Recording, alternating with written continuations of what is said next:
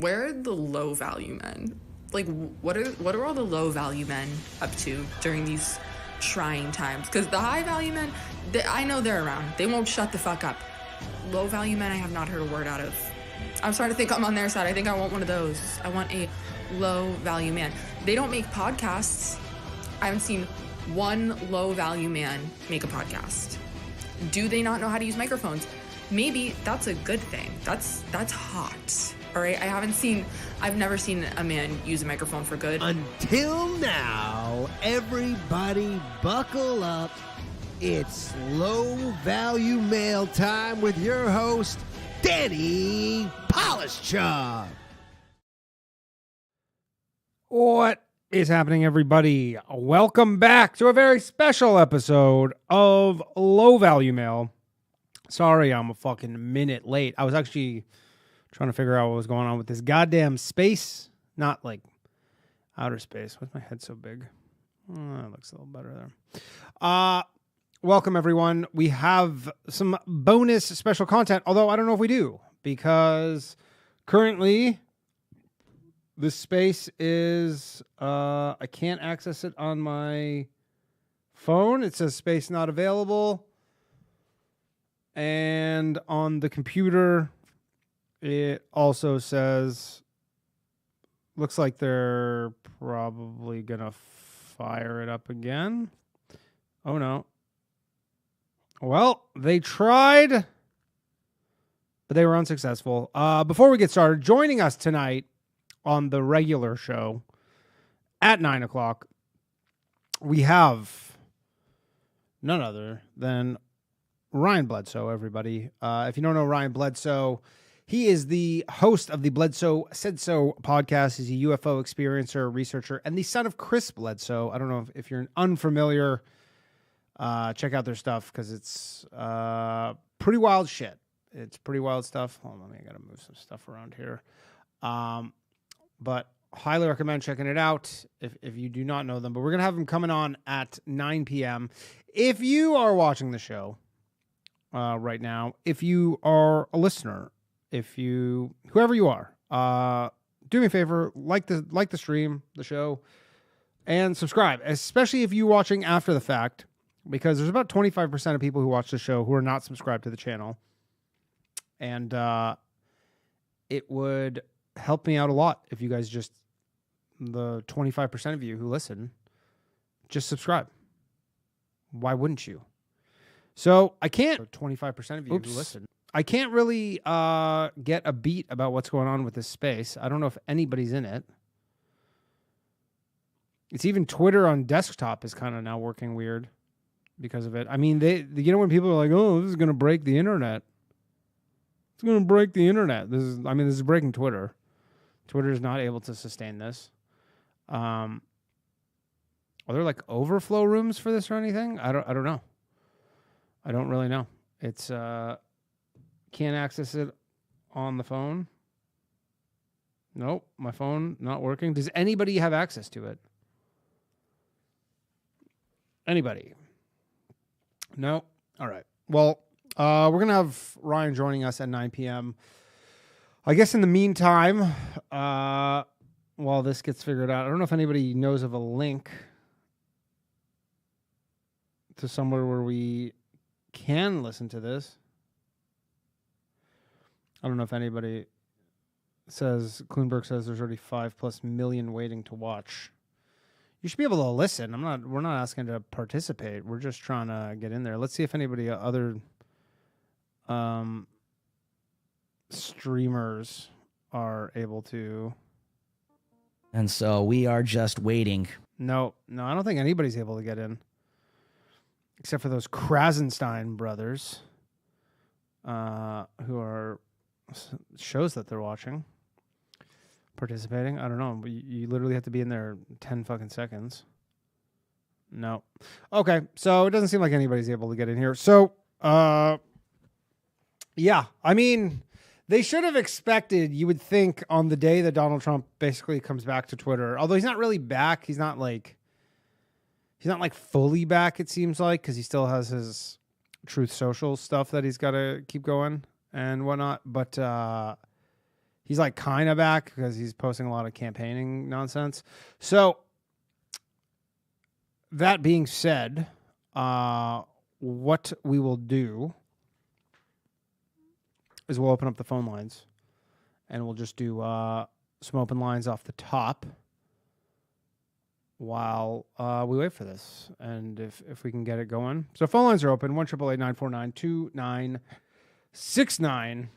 I do think I said this. Oh, Tim Pool is in. All right, let's see if what are we going to watch Tim Pool's stream? Actually, I'm going to be on Tim's show this Thursday. So if you're a fan of Tim Pool and you're not doing anything Thursday, check me out on Timcast at I think 8 p.m. I think it starts at 8 p.m. Something like that. Let's see. Very late. And, No, he's not in it either. He's not in it either. Nobody's in. It's it just says details not available. Nobody can get in. It's impossible. Nobody's able to get in. So I guess we shouldn't feel so bad about that. I suppose. But anyways, if you would like to call in, the phone lines are open. 1-888-949-2969 while we wait. A lot of stuff in the news today. I actually speculated. My new speculation, I guess you could say, conspiracy theory. It's a theory. It's certainly a theory. What's going on here? I think, here we go. We got conspiracy extremists. Although, hold on a second, because I don't have this synced up. For some reason, this is not working. Interesting. Good time to choose to not work. I'm going to send you to voicemail really quickly there, conspiracy extremist. While I try and figure this out, because I had it open. And now, for some reason, it does not want to participate. As it does. As you... hold on. Oh, let's try this now. That's weird. Apologies, everybody. Talk amongst yourselves while we... Oh, here we go. All right. The phone lines are now open. I apologize for that. I need to tell about the Alabama guy. Yeah, the guy from Alabama.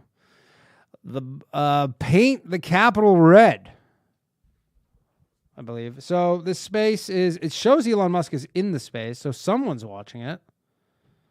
But you can't access it on your phone.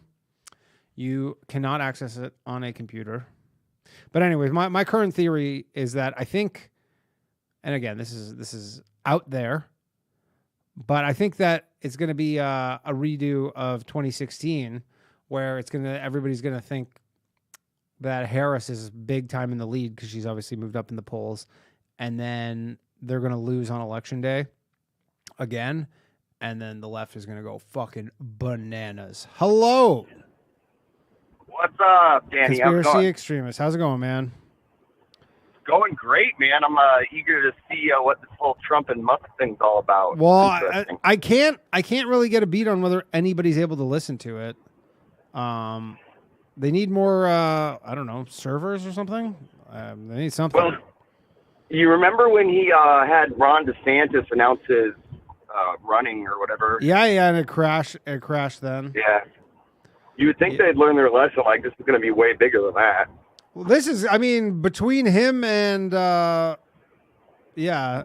Well, it says, I just checked up one of the Krasensteins who, like, if you go log in online, it shows them as listening in the space, but then they even said they're not in there. So it's obviously just not working. I don't remember what happened with the DeSantis thing. Did they ever get it fixed? They must just need more servers, essentially. Yeah, I think it crashed and came back. If I remember, it was a while ago, but I just think, if you had that experience, Musk, and you want to be like the compete with all these other, YouTuber or whatever with your spaces, I mean, you got to have that I would imagine if YouTube had this many people watching something, it probably would have some issues too, because it's probably not even designed to have that many people watching. I don't know what the YouTube's like max that they've ever had, but between the two of them, they have fucking almost a quarter of more. They have like almost 300 million followers between the two of them. So yeah, that's true. Yeah, so I guess they just, I don't know. He said last night this is kind of like a stress test thing, but it keeps showing them that they're in the space, so I wonder if they are in fact doing it, and it's just not working. Yeah. I don't know. It seems like everybody on Twitter isn't able to get in there, though, so I don't think this is specific to us. Yeah, so anyways, that's where we're at with this. But hopefully they'll remedy the situation so that we can get this back online. So what's up, man? Hey, I got an off-topic question for you. This might be kind of a gay thing to ask you, but yeah, go ahead.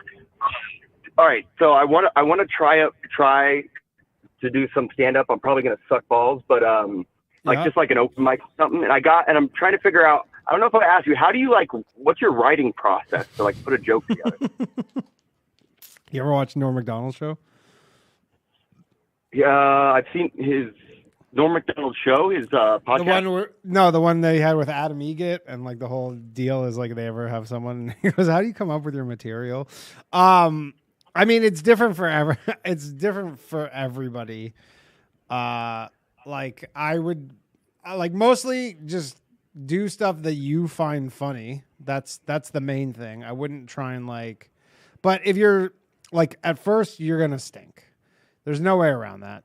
I don't know how comfortable you are performing in front of crowds of people, but generally most people are, not you need to take some time just getting used to doing that. So I wouldn't worry about it. I would write literally any 5 minutes about anything and just go do it, because really you just want to get these sets out of the way almost early on. You just want to go do them more than anything. I wouldn't assuming that you keep doing comedy, you're going to be at some point horrified by your first 5 minutes of comedy. So you're going to wish it didn't exist. So I would literally not be too precious with it. Just go do it. Just literally go find open mic you can get up at and just go do 5 minutes. Go write 5 minutes of stuff you find funny. And that's it. Well, I guess, well, I don't know. Maybe I just got to figure it out. But I've got things that I think are funny. I just don't know how to put it in it. For instance, I got this thing where, you know how women, they go shopping, they go buy all the shit that they didn't need. Women be shopping. Yeah. And I'm complaining about my wife doing that. And, and then I stumble into Home Depot to go get something and I end up doing the same shit. Sure, you just do the equivalent of but the man version of women to be shopping. Yeah, there's something there, right? Yeah. You just have to, everybody's different. When I started doing comedy, I would write the whole thing, and I think that's pretty common actually. Where when people start, they write everything out word for word essentially. And then now I never do that. Now I just will have an idea like you just said, and I'll just go on stage and I'll kind of just dick around and try and work it out. And then I'll write after that once I've kind of found a kernel, if you were.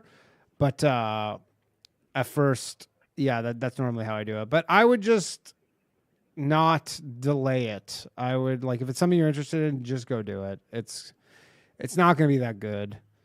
You're just you just got to go get comfortable being on stage in front of people, which is for a lot of people that's just a big part of it at first. Yeah, I'm sure it'd be something that I don't know. I used to compete in Taekwondo for a long ass time, and the same thing, I'd watch my original competition. I'm wow, I really suck balls. But and again, you're not Taekwondo, you can at least go, someone's trying to kick your ass, and so you can probably kind of be focused on that where you're not thinking too much. But unfortunately with comedy, the audience feedback is such a huge portion of it, so how you're doing real fast.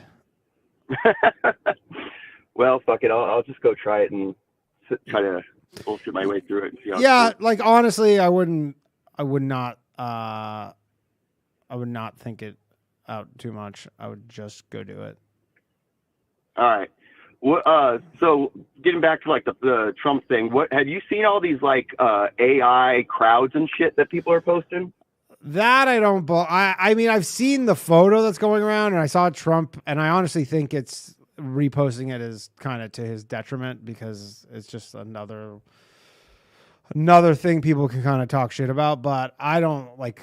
I saw a million other photos. Like it wasn't. I mean, there's a comedian I know from. I don't know her that well, but we follow each other on Instagram, and she was at one of the rallies in I think Vegas, and it was packed. And I mean, like, because that's the thing. They're like, oh, they're doing fake AI, and you're like, it just. Then you're kind of playing this weird game where,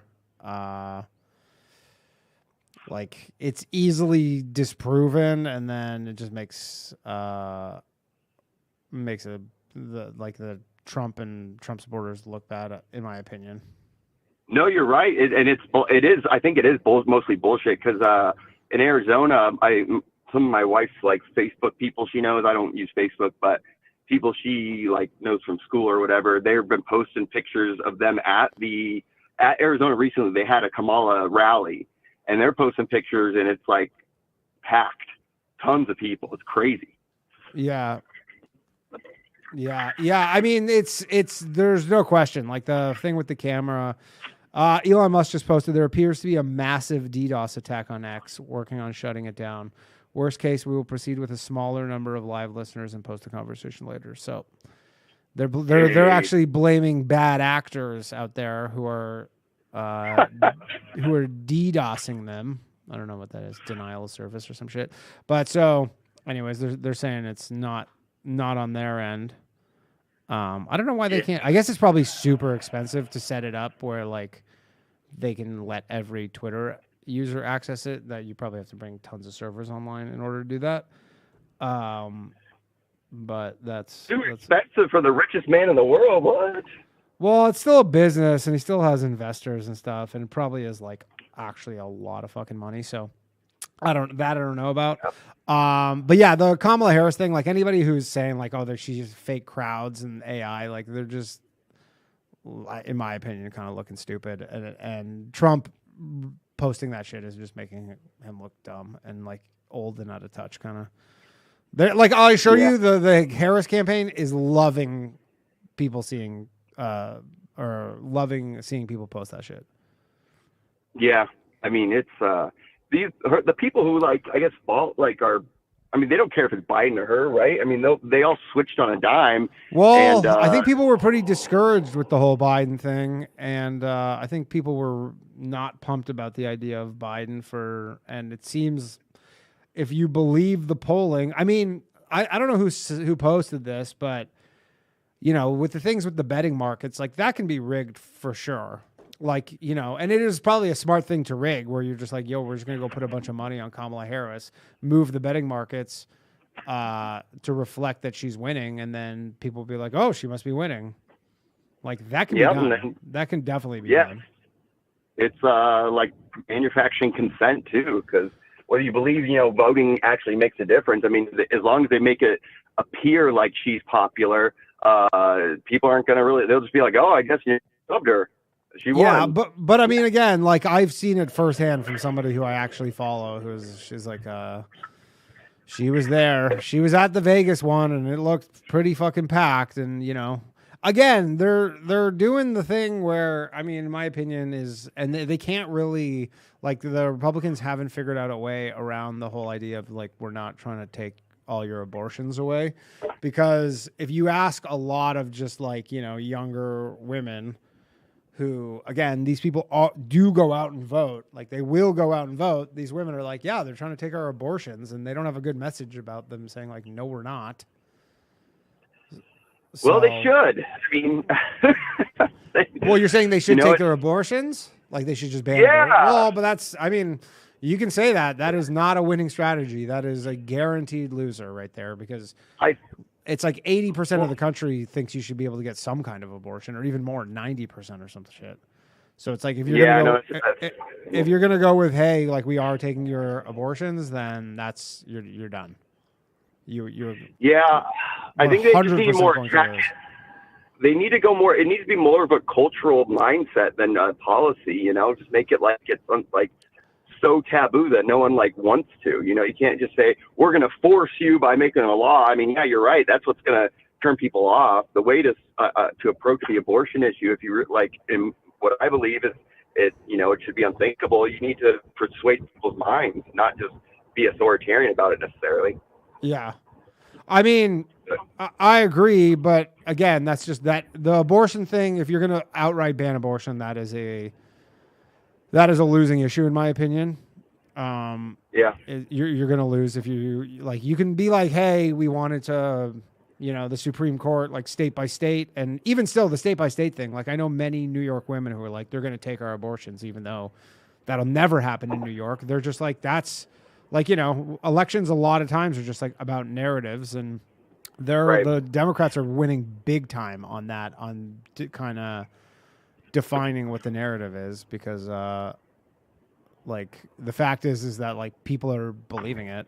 So yeah, and the conservatives are so dumb. They're, you know, they kept saying, oh, Kamala, they won't put her in because she's got such a lower approval rate than Biden. It's like you don't realize, you take advantage of how persuasive people are. Like they'll just tell them, hey, this is who you're going to vote for. This is what do they call her? They called her what's the new thing they're calling her? Something cool, like a hip or whatever. She's a bratty. Have you heard that? Oh, I haven't heard that attributed to her, but that is fucking cringy. But yeah, I mean, again, it's like. You know, there's ways to change the narrative. They're not doing it very well for the Republicans. The Republicans are definitely on defense big time right now. And they're like doesn't matter. That's the thing. It doesn't matter if they're not taking abortions. Women are telling each other that they're like, yo, if you vote for Donald Trump, they're going to take your abortions. And they're like, okay. Yeah. You know, they're not like looking into it. They're just like, oh, okay, well, my friend told me that he's going to take my abortions. That's all I need to hear. And most people are single issue voters, and that's a single issue for a lot of people, especially women, and they don't want some fucking old guy telling them they can't have abortions. So yeah, the propaganda or the narrative control is on point with the Democrats, that's for sure. I mean, they really run that. I mean, like it's not much different than, you know, any other election. They just like he has to be clear about that. And I mean, he has been on record being like, we're not banning abortions. I can't remember what interview, but he's like, definitely we're not banning abortions. But it doesn't matter, because if everybody who's voting for the other side thinks that, then that's what it is. They're just they think that they're banning abortions, and that's it. Yeah. And they're even the local ones, Republicans in Arizona. I got blocked by a couple of these Congress people because they were like, when that came out, I think Lindsey Graham made a post submitted policy to ban a national ban, and they're like, no, we support women for on these exceptions. And I would call these people out and be like, hey, are you pro-life or not? I mean, you can't make exceptions. I just think it's hypocritical. And they, so they're not. All these Republicans, they're not wanting to ban abortion. I mean, they're totally cool with it up to a certain point, you know? Yeah, which is, again, I mean, I am. Like, I'm not against abortions personally. So, like, I also think it's, like, you know, I do think it's, like the Louis C.K. joke. I do think you're killing a kid, but it is still, I don't think they should ban them outright. But yeah, I mean, it's such a losing position. Like if they're gonna be, if any, you know, if you're, because especially like women are easy to mobilize. Like you know, like women are the easy, like young, especially like younger women, and like women, like they're very easy to mobilize. Like you just got to scare them a little bit, and they'll go vote against you. So got to repeal the 19th, get them back in the kitchen, man. Yeah. Well, I mean, it's worth a try, but I mean, yeah. Elon Musk is now saying we tested the system with 8 million concurrent listeners today, and they said it works. I honestly think there would have been more than 8 million people trying to watch. I honestly think that's a low estimate. I would guess it would have been like 10, 15 million. Well, so hopefully, I'll jump off. I'll let someone else call in. I'm sure there's some people Want to Yeah, talk? right. Thanks, man. Have a good one. Later. Peace. Conspiracy extremists, everybody. Yeah.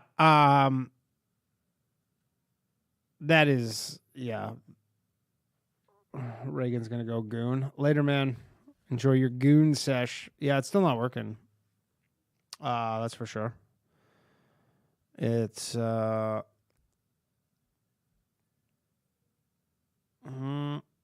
no, not working. They tested it, didn't work. But I guess lesson learned. Maybe there's some sort of lesson learned. I don't know. This is why you just do I mean, the thing is, there's no real. I wonder if there's really any benefit of doing.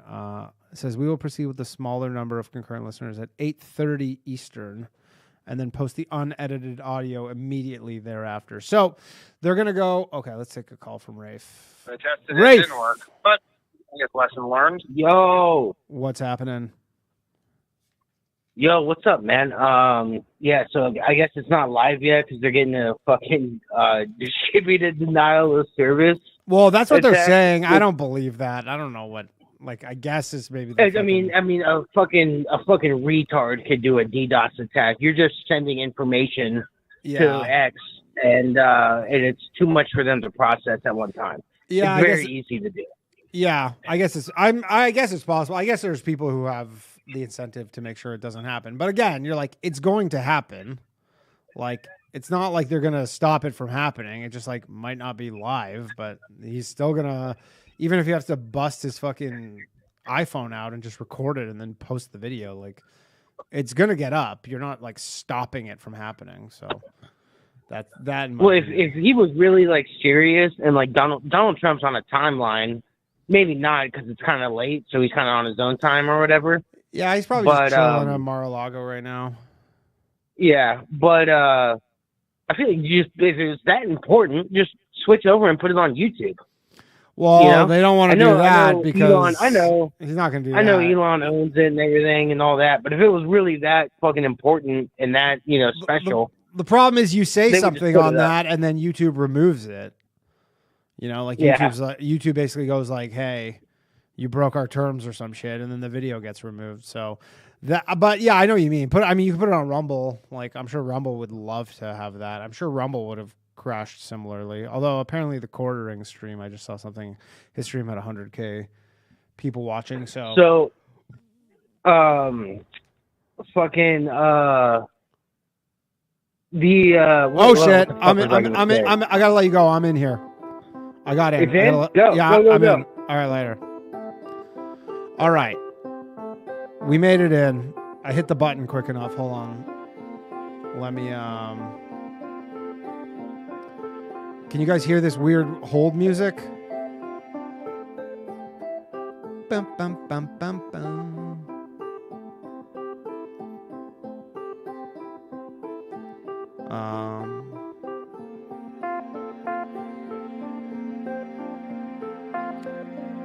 Okay. I'm in, boys. Let's quick to the draw. Let's see if we get this working. Bum, bum, bum, bum, bum, bum. Oh.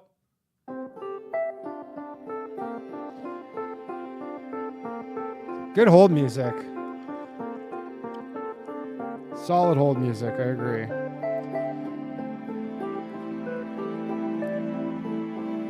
Someone says sounds like Owl City. All right, so we're in. Whether this works, we shall see. I imagine there's going to be a fucking ton of people trying to get into this thing.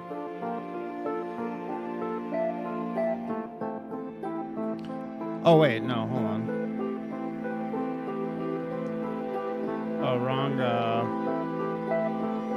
wrong thing here.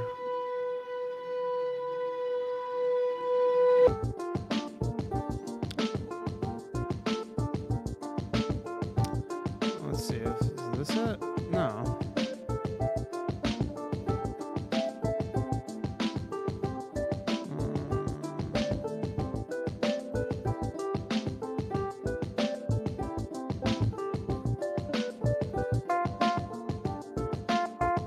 Oh, okay.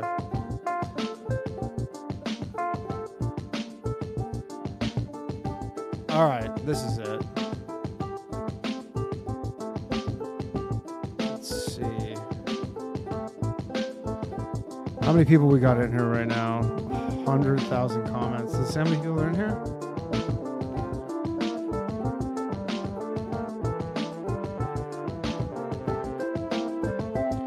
Boop, beep, boop. This is Grimes? This is a Grimes original right here? Let's see.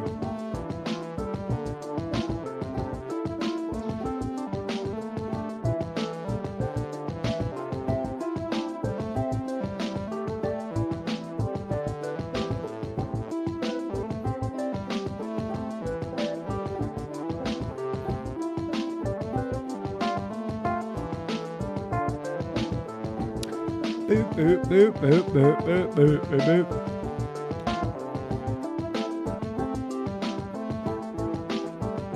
Well, it says they're making it limited, so we're in.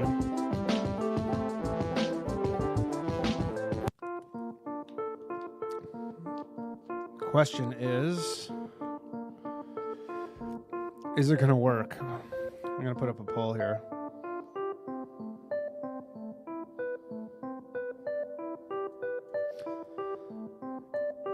And we're going to have Ryan Bledsoe joining us. We might start a little late. I just sent a message to see if that's cool, because I assume this is going to go a little longer than expected.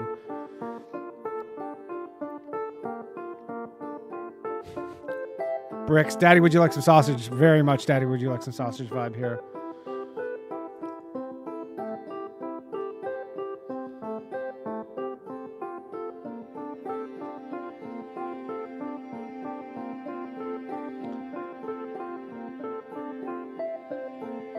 No.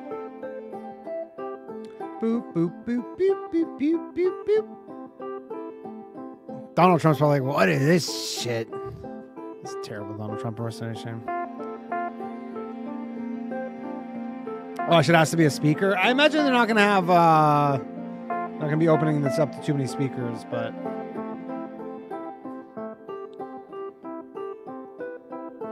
Oh, this is Trump's music, I think. I think it's Trump's music. Here we go. I think we're in.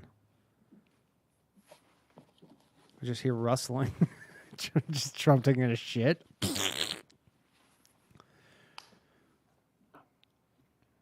There we go. The suspense is killing me. Where's Elon? Is he in here? Heavy breathing.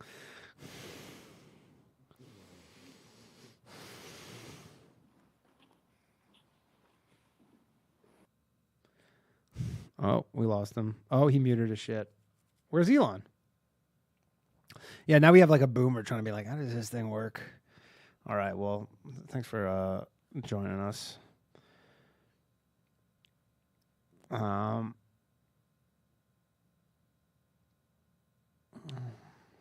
would love it if Trump's just on the course right now. He's just like taking a little break in between 9. Just made the turn, and he goes, you know what, let's just do a... how many people are in there? I can't see. I'm worried to like touch anything. It says 862K other listeners. Trump is muted. I don't see Elon Musk in here, so... riveting stuff, everybody. Riveting stuff. It shows 120,000... Should we take a call while we're waiting for this to start? All right, I'll take a call. Hello.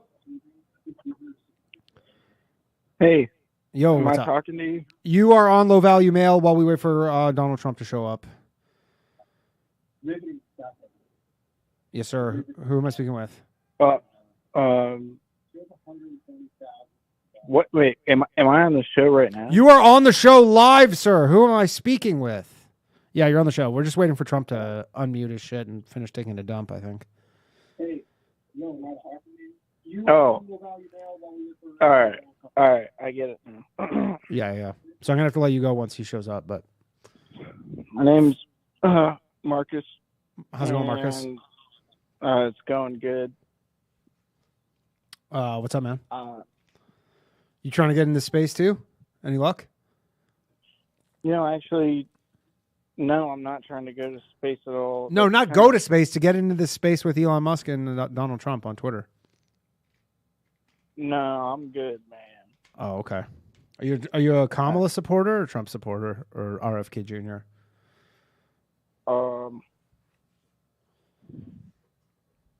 RFK. RFK. Like you're actually going to go Yeah. vote for him? Like you're going to go on November 5th, is it? And Yeah, you're going to vote for him? yeah. I mean, that would be the best thing ever if just like it comes out on and he just wins somehow. That was all right.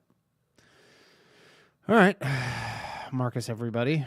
We had a little psychotic break at the end there, as can happen. It happens. You know what? What happened to the hold music? What happened to the hold music? Shout out Milo. Oh, here we go. Elon's in.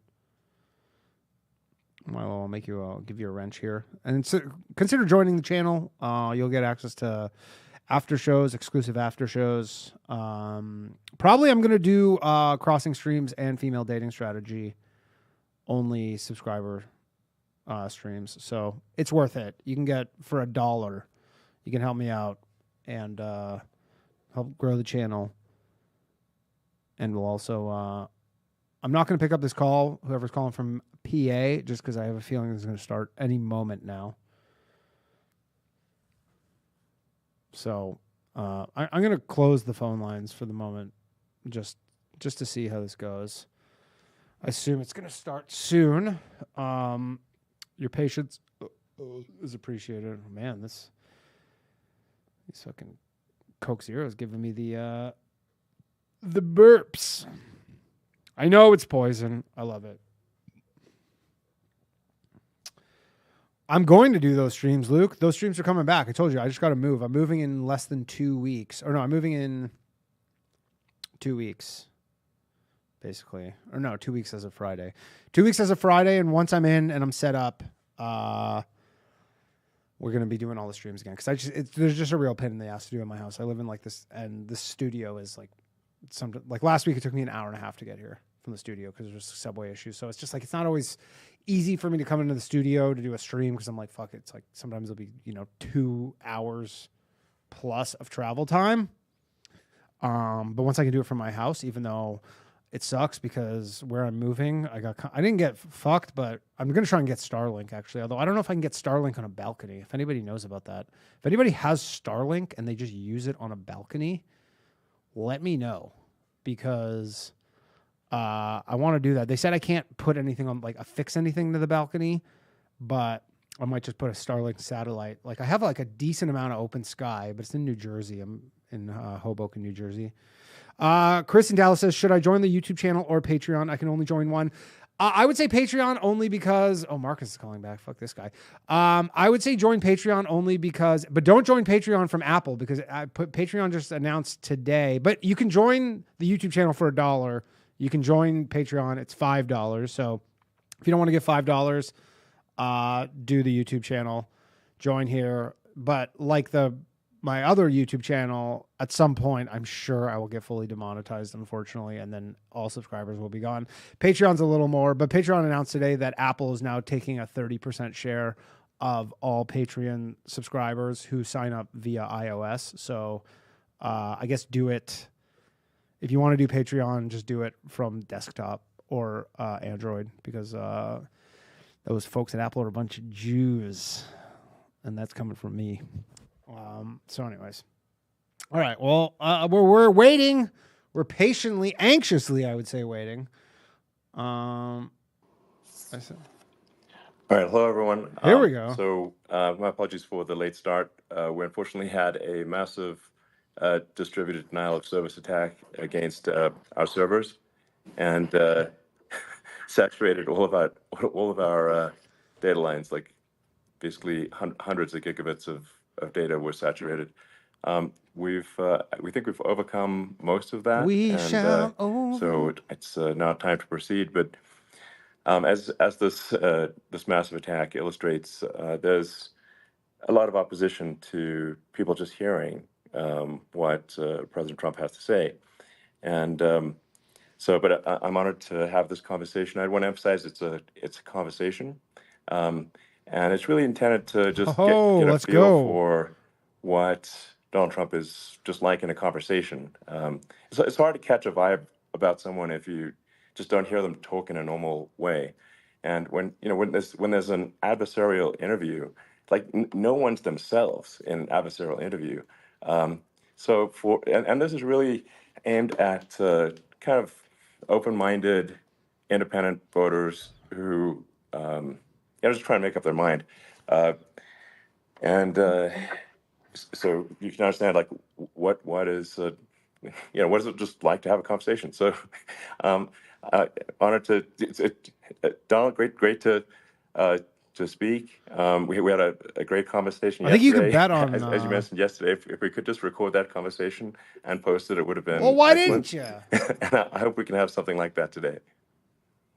Well, I think we will. I'm pretty sure we will. And congratulations, because I see you broke every record in the book with so many millions of people, and it's an honor. We view that as an honor. And then you do want silencing of certain voices. Usually those are voices that have something to say that are constructive, oftentimes constructive.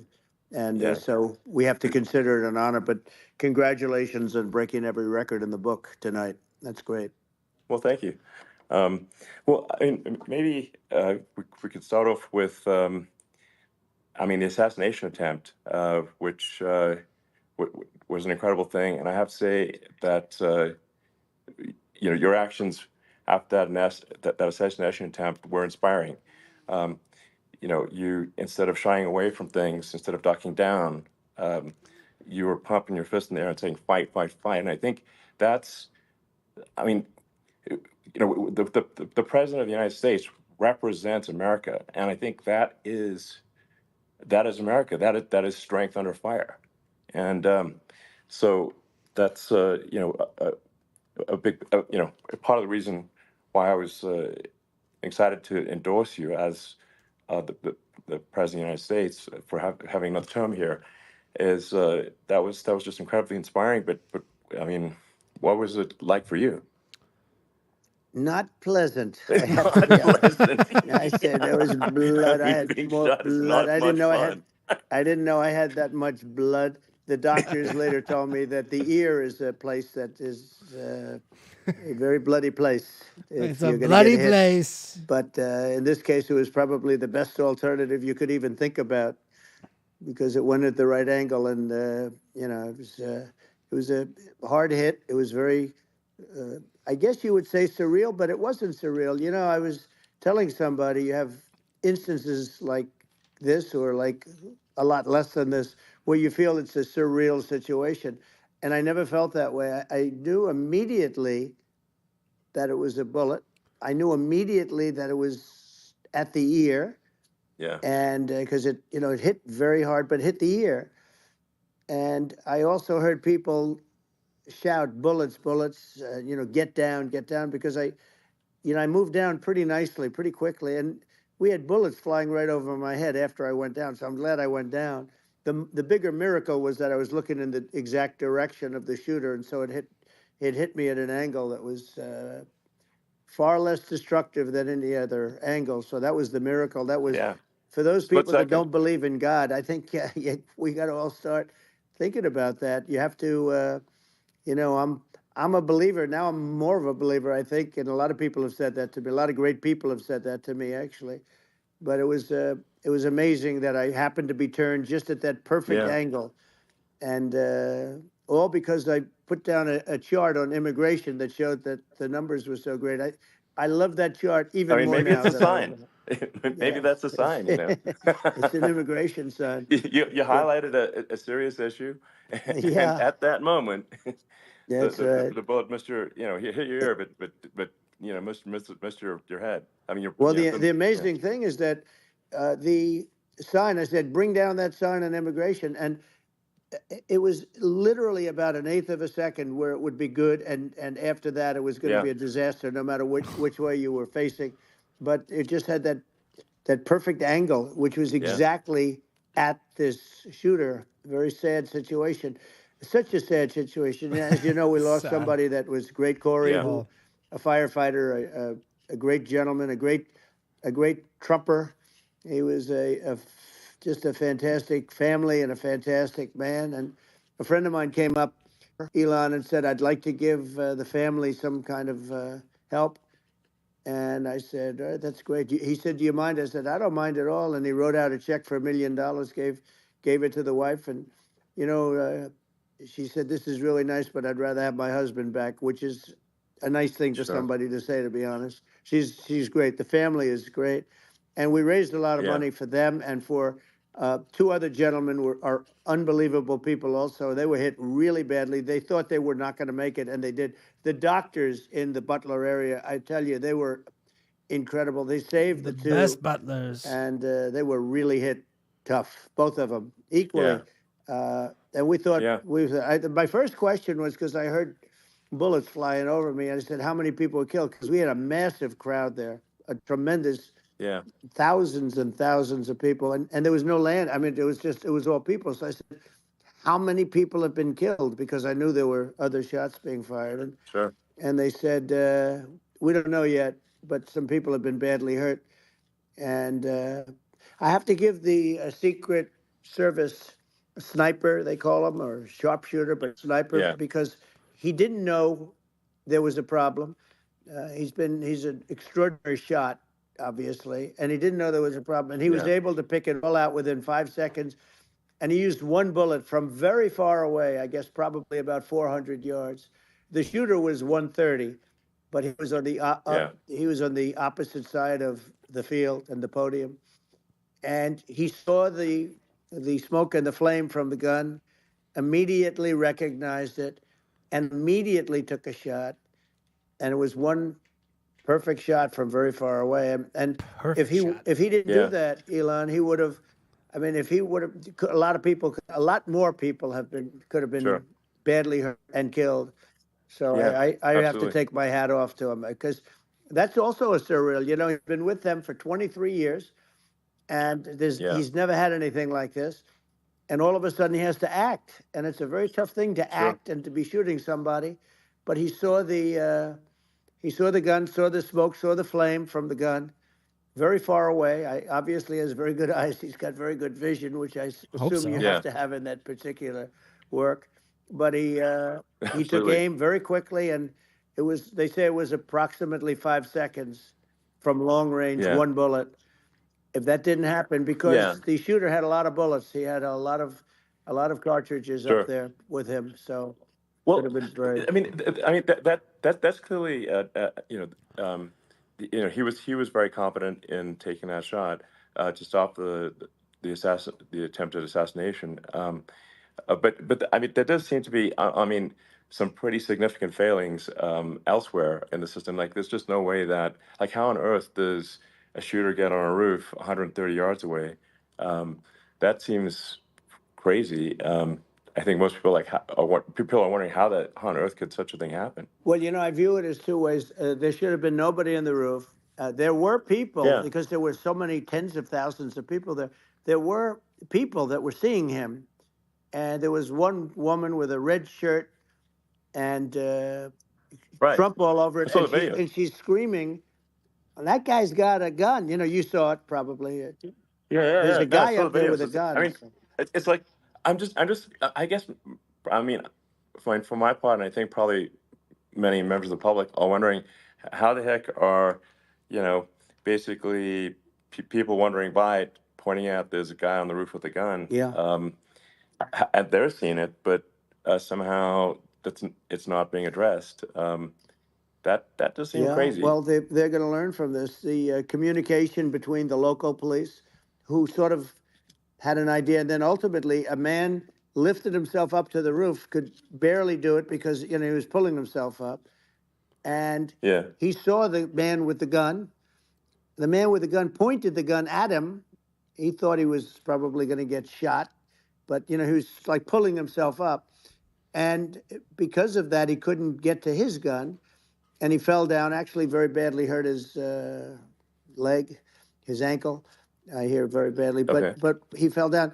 And he did, from what I understand, he did say there's a guy up there with a gun, and the shooting started very quickly after that. I think it forced the shooter to go maybe quicker. He was supposed to be a very good shot. Yeah.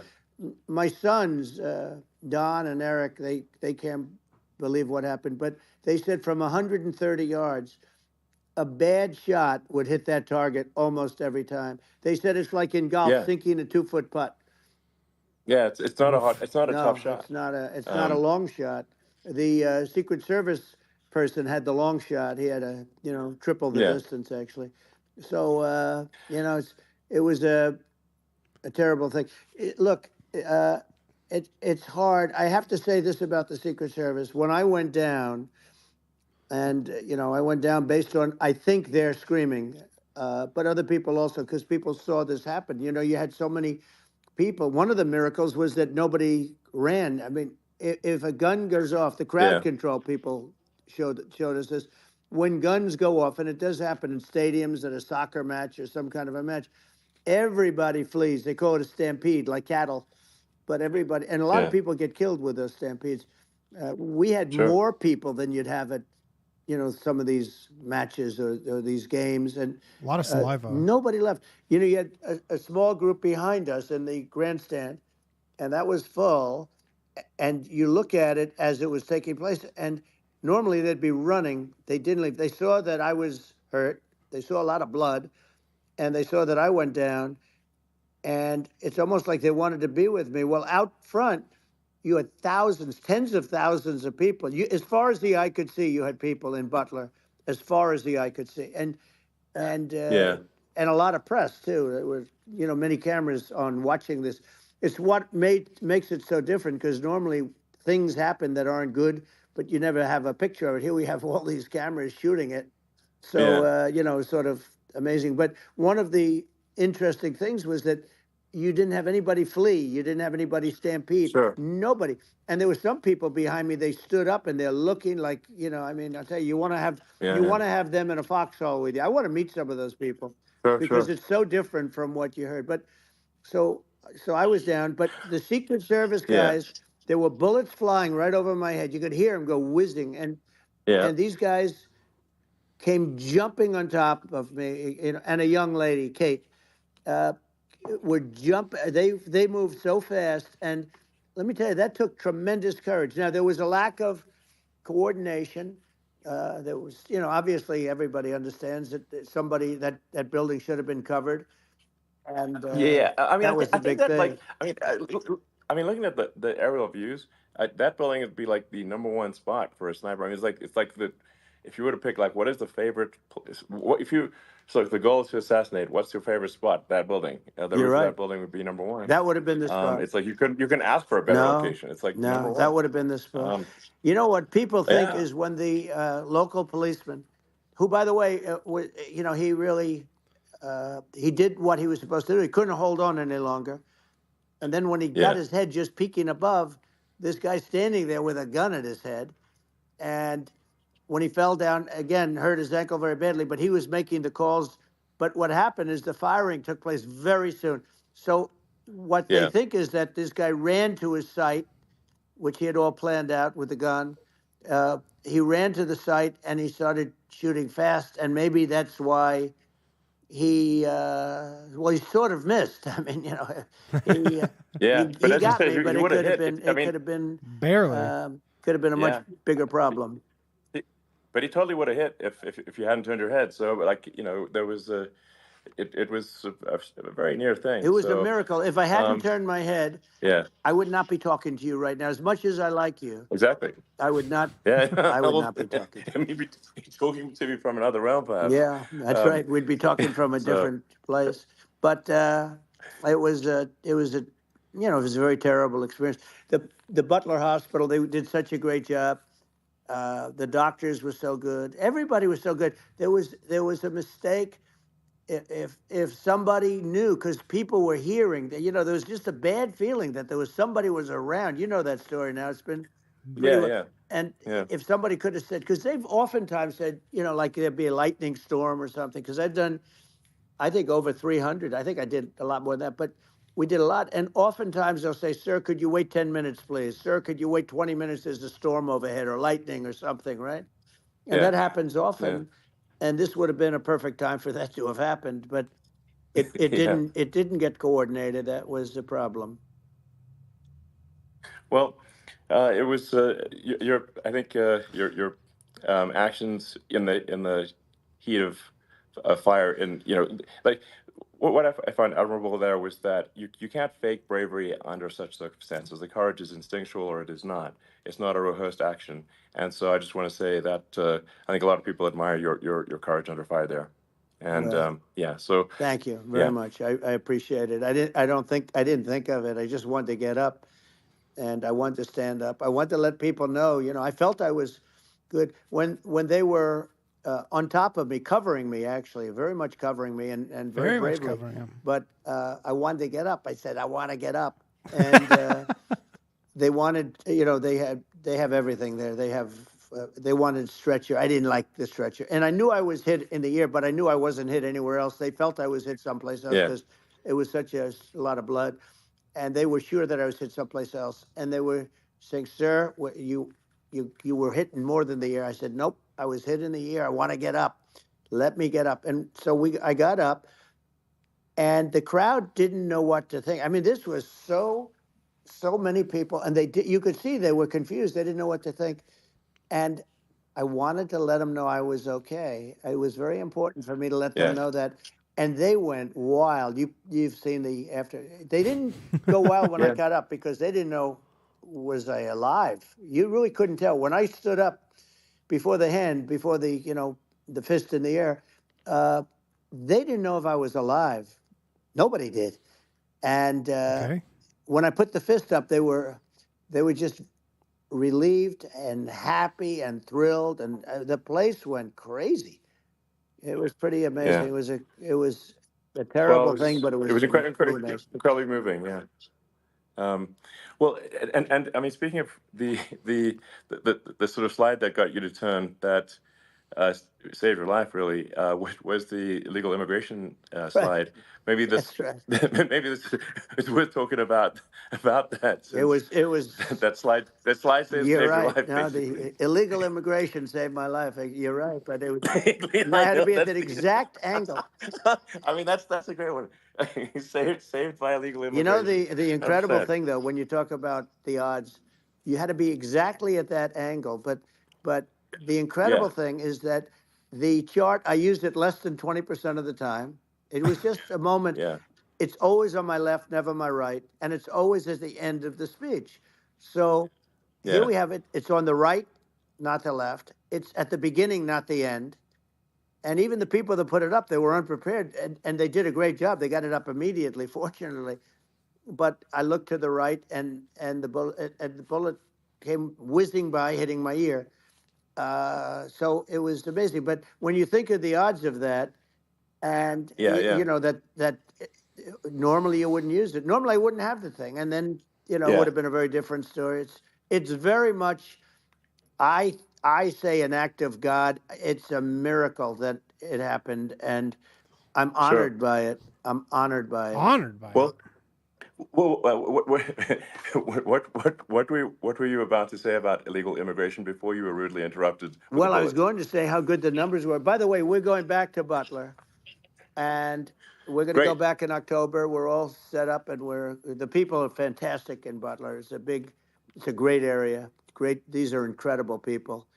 Like the three that, in the case of Corey killed, and the other two, the families I got to know them a little bit, and the families are great. But we're going back to Butler, and I think I'll probably start by saying, as I was saying, prior to being so horribly interrupted. But so rudely interrupted. I think Trump's facing down, so the saliva. But the chart, he's like looking down. Elon, the chart was just a chart that, in my last week, we had the best illegal immigration numbers, meaning stopping. It was at the lowest. You've seen the chart. It's become quite a famous chart. But that was the lowest point ever recorded. It was a really, I was very proud of those numbers. And then you see what happened with these people. Kamala and Joe, you see what happened. They just let it go. I had remain in Mexico policies. I had Screening all these stopping. different policies that was It so was at the good. lowest. You've seen the chart. It's become Guys quite a like famous Tom Yeah, chart, yeah. Homan but and that was the Best chart. lowest Brandon point Judd from ever Border Patrol. recorded. All It these was are all people that they've been on television. They says the best numbers we've ever had. We had so many different checks, catch and release in Mexico, not the United. We had catch and release in the United States. We had it in Mexico. We had so many things. We had things where if people, many people come in there, they have contagious diseases. We had everything passed. If you have a contagious disease, I'm sorry, but we cannot allow you into the country. So we were setting Yeah. literally records, and all I was doing is showing that, and I use it sometimes, Sure. and in this case, I'm glad I used it. I can tell you that, but they were fantastic numbers. But I'm going to sleep with that chart always. I'll be sleeping with that chart. That chart was very important for a lot of reasons. Well, I mean, would it be accurate to say that you're supportive of legal immigration, but we obviously need to shut down illegal immigration, and especially unvetted illegal Yes. immigration, because and that's not the same as saying that everyone who's an illegal immigrant is bad. In fact, I think most people who are illegal immigrants are actually good, but you can't tell the difference unless there's a solid vetting of who comes across the border. Does that accurately 100%. represent your position? I say it Okay. very simply. They have to come in legally. They have to be checked. Yeah. Because look, Kamala was the border czar. Now she's denying it. Everything that I do, she's Yeah. saying she was strong on the border. We're going to be strong. Well, she doesn't have to say it. She could close it up right now. They could do things right now. It's horrible. No tax on tips, and all of a sudden she's making a speech and there will be no tax on tips. I said that months ago. And by the way, they had just the opposite. They had not only tax on tips, but they hired 88,000 IRS agents. Yes, they did. And many of them were assigned to go get waitresses and caddies and all of this on tips. They have a policy. Caddies is where They he had a draws the policy. line. They were really going to go after you, and were really harassing people horribly. And then all of a sudden, for politics, she says, she comes out with what I said, which I think is terrible. And I think it's also hitting them very hard. These people are fake. Now they're also saying they did a good job on the border. We had the worst numbers in the history of the world, not of our country. There's never been a country in history that has had a catastrophe like this. We've had, I believe, and I think you believe this too, you hear 12 Yeah. million, 13. I believe it's over 20 million people came into our country, many coming from jails, from prisons, from mental institutions, or a bigger version of that is insane asylums. And many are terrorists. And I'll tell you what, they're coming not just from South America, they're coming from Africa, they're coming from all over the world. They're coming from Asia, they're coming from the Middle East, they're coming from countries that are stupidly and horribly bombing Israel October 7th. They're coming from all over the world. And you look at, it's so sad, October 7th, because it should have never happened. Yeah. It's so sad Sure. when you look at Ukraine. It should have never happened. We have a defective government. These are defective people, and they're not people that should be running it. But where you see it the best is the border, because you have millions of people coming in a month, and then she gets up and she tries to pretend like she's going to do something. She had 3.5 years. And by the way, they have another 5 months that they can do something, but they won't do anything. It's all talk. She's incompetent and he's incompetent. And frankly, I think that she's more incompetent than he is. And that's saying something, because he's not too good.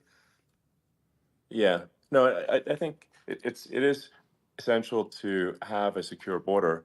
I mean, you're really not a country unless you have a Correct. secure border, and secure elections, too. Yeah, absolutely, secure elections, and so it's just essential to have a real border, or we can't function as a country, and our service, our central services are being overwhelmed in a lot of cities, but I as we were talking about earlier, I think having a legal immigration process that is smooth and efficient and done well, and speaking as someone who is a legal immigrant, and I think I mean, like one way to think of it is, who do you want on your team? Who do you want on Team America? and I think we want to just say, okay, we want to let in people who are gonna, be great contributors to our society and to our economy, Right. and and who do you want on the team? And it's not to say that, like in my opinion, actually, I'd say like probably most of the illegal immigrants actually are actually good, hardworking people. That's my opinion. But some are not, and you just have this sort of adverse selection process where, if somebody's if somebody's like you know uh, has a career in theft or robbery, I don't understand what's taken them so long to get here, because we are in such a target-rich environment. Um, I mean, why aren't more people who have a career in, bad things coming here sooner? Because it's a piece of cake to go rob, houses in LA or New York, compared to other parts of the world. And in a lot of places in America, if you try to stop the person who's robbing you, you'll be arrested. Yeah. Yeah. So it's insane. It's right. I mean, what's happening with crime, and our police are so good, but they're not allowed to do their job. But I have to tell you, Elon, I They're hate not. to say it because it's such a downer to say it. I hate to say it. I hate it. But uh, you have a lot of people that just shouldn't be. I think it's a much bigger number than you think. They're I allowing, think you're again, right. they're Yeah. allowing people from their jails. And if you were running one of these countries where they're coming from, you would have had all of them. As an example, Venezuela, their crime is down 72%. They're taking their drug dealers. They're taking, frankly, their prisoners. They're emptying out their prisons. They're taking their criminals, their murderers, their rapists, and they're Yeah. delivering them into But the. that's what Castro did. Yeah, That well, he did on a much smaller scale. yeah, You know, it was a much smaller yeah. scale. But this is a massive scale because this is being done worldwide. But here's what's happening: crime all over the world is down. And wait till you see the numbers that we have. You know, this is migrant crime. This is crime that's going to be. Yeah. And I saw it today in New York where somebody was knifed with a raped the Knife. girlfriend of a man that stood there watching in New York in one of the shelters and started Sure. pulling out the knives, and bad things happened today. But this is happening every day. These are rough people. These are people that are in jail for Yeah. murder and all sorts of things, and they're releasing them into our country, and they're telling them, if you come back, we're going to kill you. We're going to give you the death penalty or kill you. So they don't want to come back. But these are rough people. Yeah. These are criminals that make our criminals look like nice people. And it's horrible what they're doing. We have the and, best and criminals. she's in charge of it because, now she's trying to say she Sure. had nothing to do with it. And she's such a liar because she was called the border czar the first day, and it was on the headlines of every newspaper. She's the border czar, and she never even went there. She went to one location, which had nothing to do with where the problem is. She went in and out, I Right. guess, because she was getting a lot of pressure, Yeah. but Yeah. had nothing to do with the problem Yeah. is. But she was the Well. border czar, and the people Yeah. Yeah. can't allow them to get away with their disinformation campaign. Now she's trying to say that she wasn't really involved, and the whole thing is horrible. She was totally in charge. She could have shut the border down without him. He didn't know what he was doing anyway, so he wouldn't have even known Yeah. what happened. You could shut the border down. He Yeah. wouldn't even know the difference.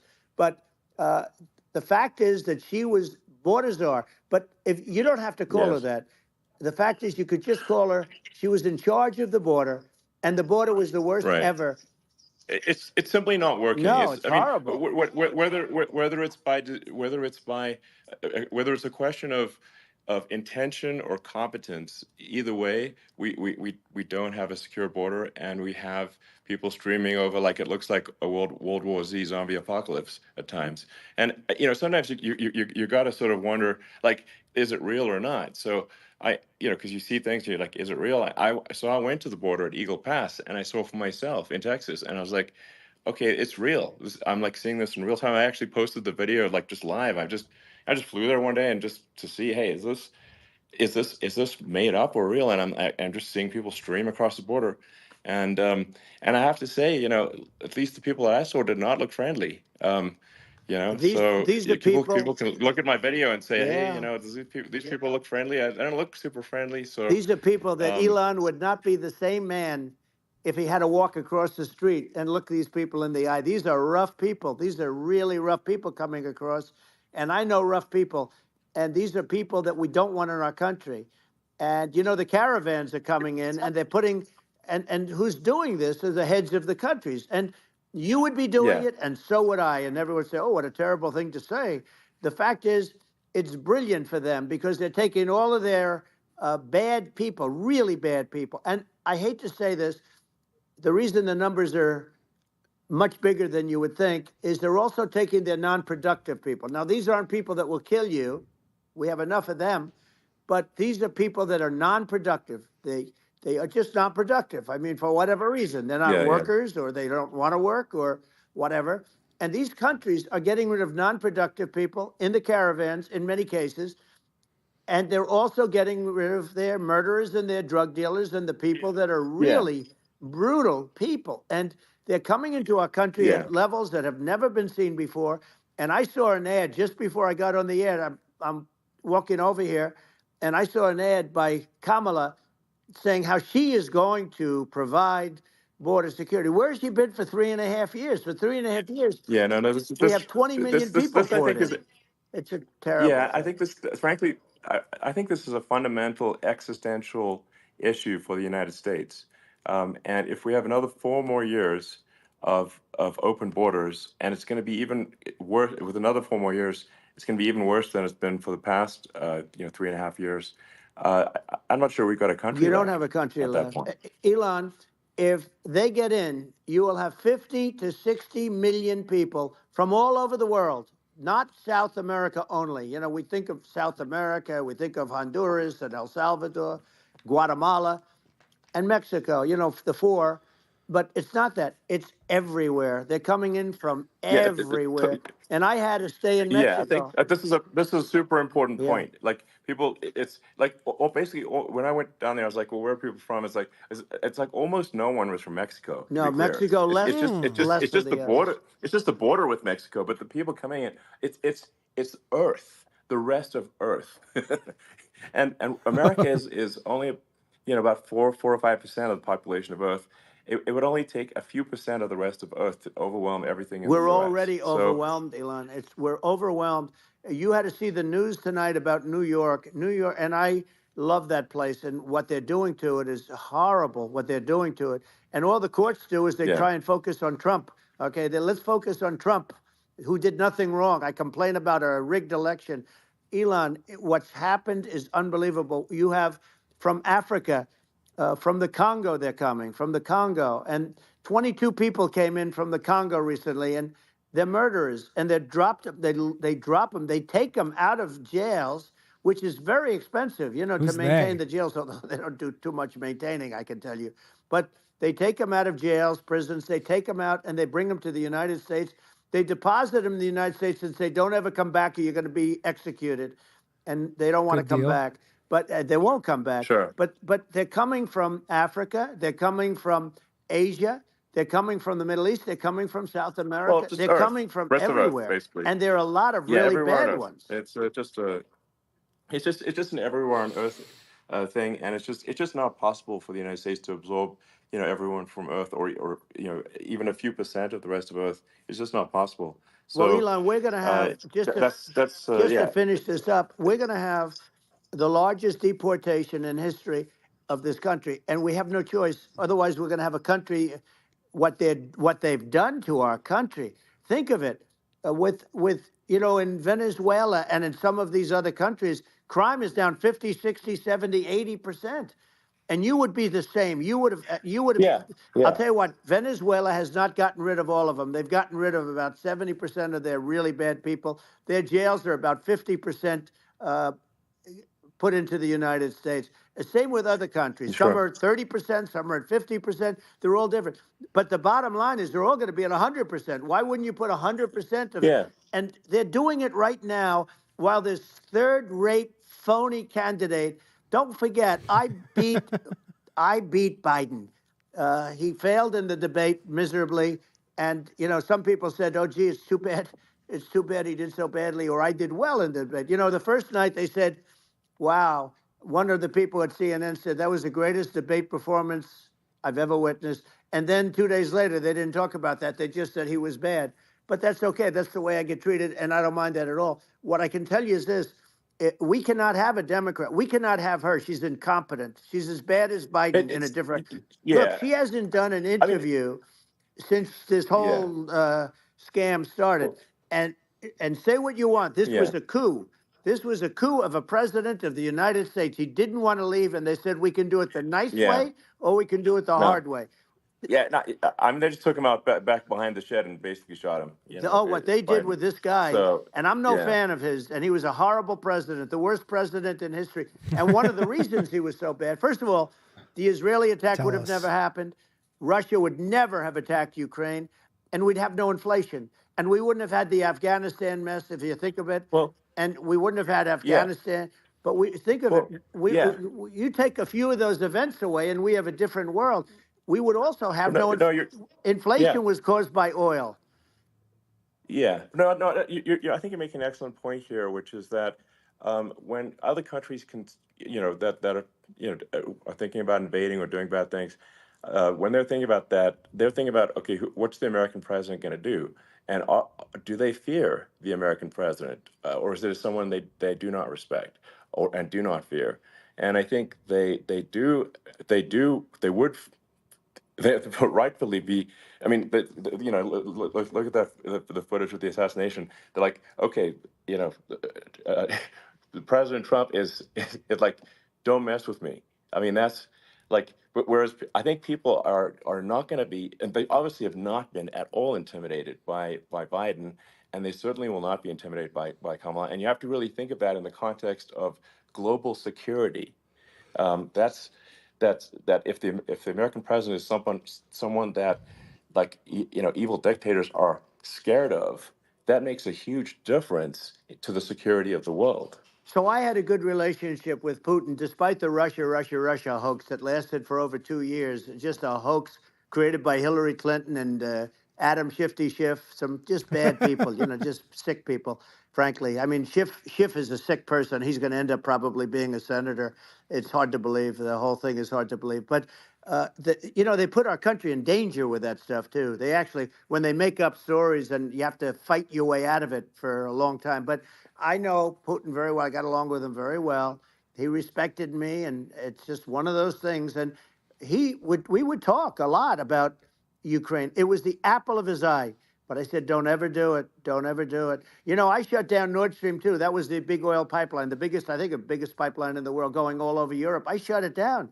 Biden came, and then they say, I loved Russia. I was a friend of Putin, and I loved Russia. No, he actually said to me one time, he said, if you're my friend, I'd hate to see you as an enemy. I shut down his pipeline, the biggest pipeline. They were looking at that to fund, and this pathetic president gets in there.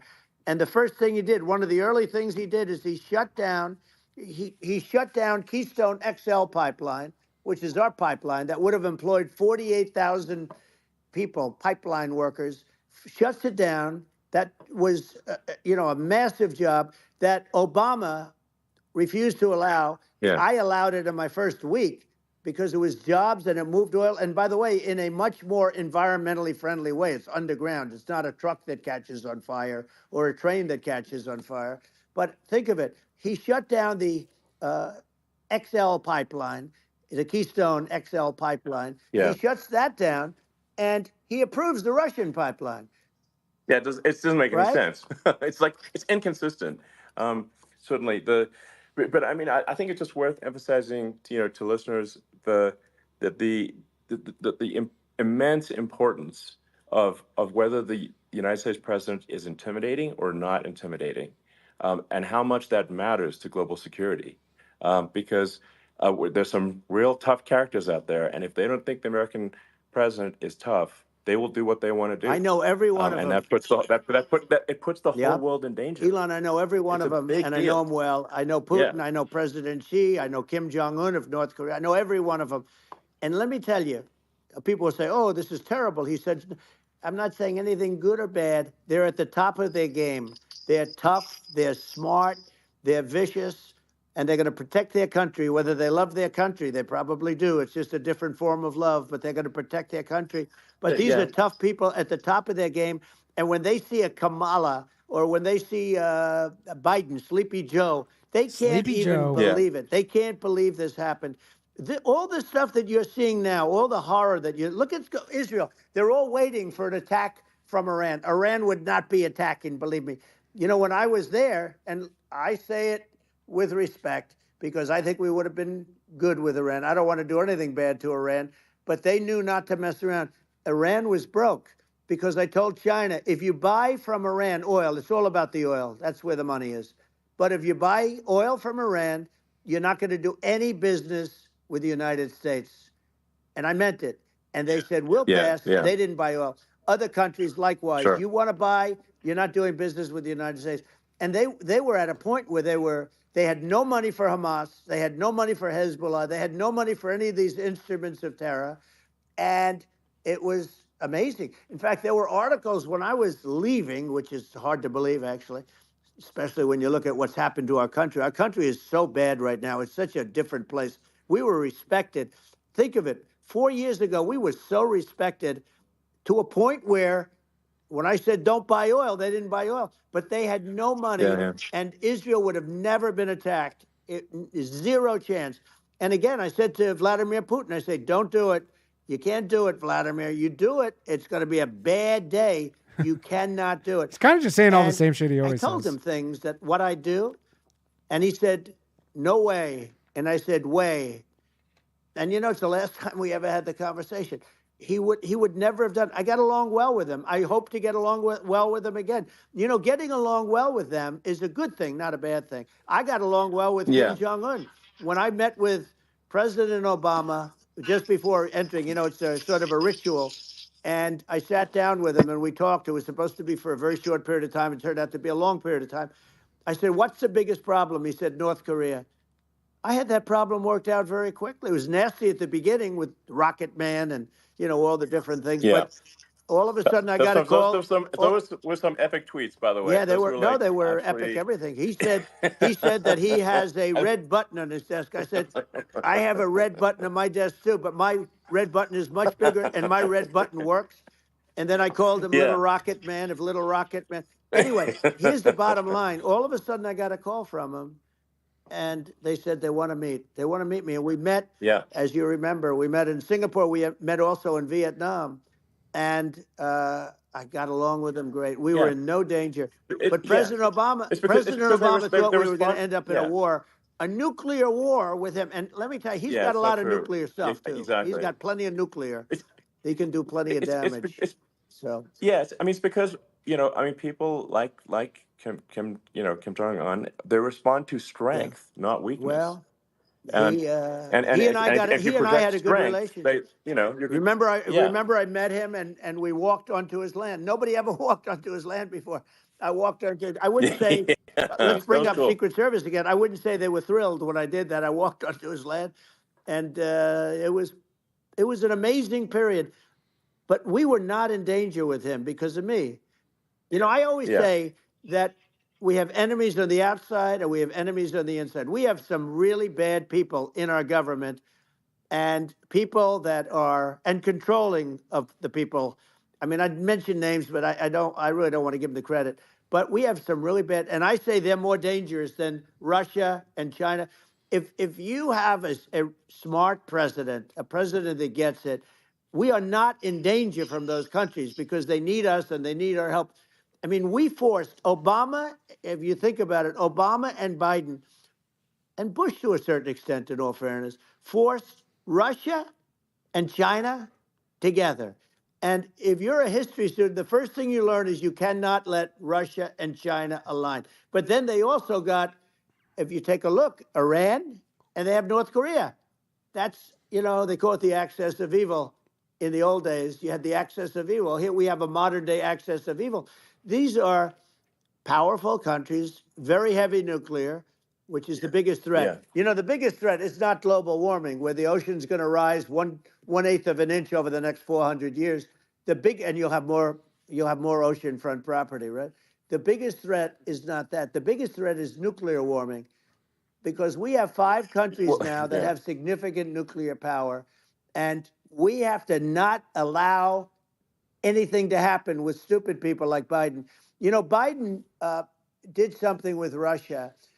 There was no chance of him ever going in. And when I left, and then after I left, they started forming big armies on the border with Ukraine, right? And I looked at that, and I thought he was doing that because Putin's a good negotiator. I thought he was doing that to negotiate. But then Biden started saying such stupid things. For instance, he said that it can be a NATO country. Now, Russia, for as long as there's been NATO, has said we're never going to agree to that. And we go right up front and say that. And we did things and said things through this president with a low IQ, very low IQ. He had a low IQ 30 years ago, by the way, but now he might not even have a IQ at all. There's nothing on the board that goes this low. He said things that were so stupid that war would have been, that war had zero chance of happening if I were there. Zero chance. He was saying everything the opposite. Everything the opposite. And it's so sad because many more people have been killed in Ukraine than you read about. You don't read about how bloody it is and how disastrous. Sure. Hey, look, just in the 2 armies, you lost 500,000 people. And, Ukraine's having a hard time. Ukraine, I don't know if you saw the article recently, and it's true. You don't hear the true story. But if you think about it, Russia's gone, Russia defeated Germany with us, and they defeated Napoleon. They've been around a long time. They're a big fighting force. Yeah. Sure. And it's very unfair. And Ukraine now doesn't have enough men. They're now using young men and very old men to fight. And we're in a very bad position. And I'm not going to blame exclusively, but I can tell you I could have stopped that. And a smart president could have stopped that. It wouldn't have happened. But we had a man that actually made it more prevalent. It was so bad. The words that he was using, the stupid threats coming from a stupid face that he was using. I said, this guy's going to cause us a war. He's going to cause us. And let me tell you, it can lead to World War III. That can lead to World War III. The Middle East can lead to. We have numerous places that could end up in a World War III right now for no reason whatsoever. I think you're right. I think people underrate the risk of World War III, and it's just when you're looking at the risk of global thermonuclear warfare, it's game over for humanity.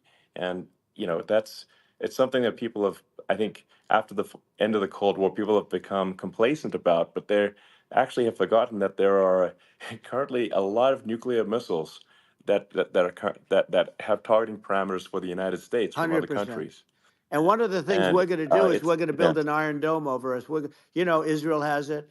We're going to have the best Iron Dome in the world. We need it, and we're going to make it all in the United States. But we're going to have protection, because it just takes one maniac to start something. We're going to have protection, and we're going to have. Why shouldn't we have an Iron Dome? Israel has one. Some other places have one that nobody even knows about, frankly.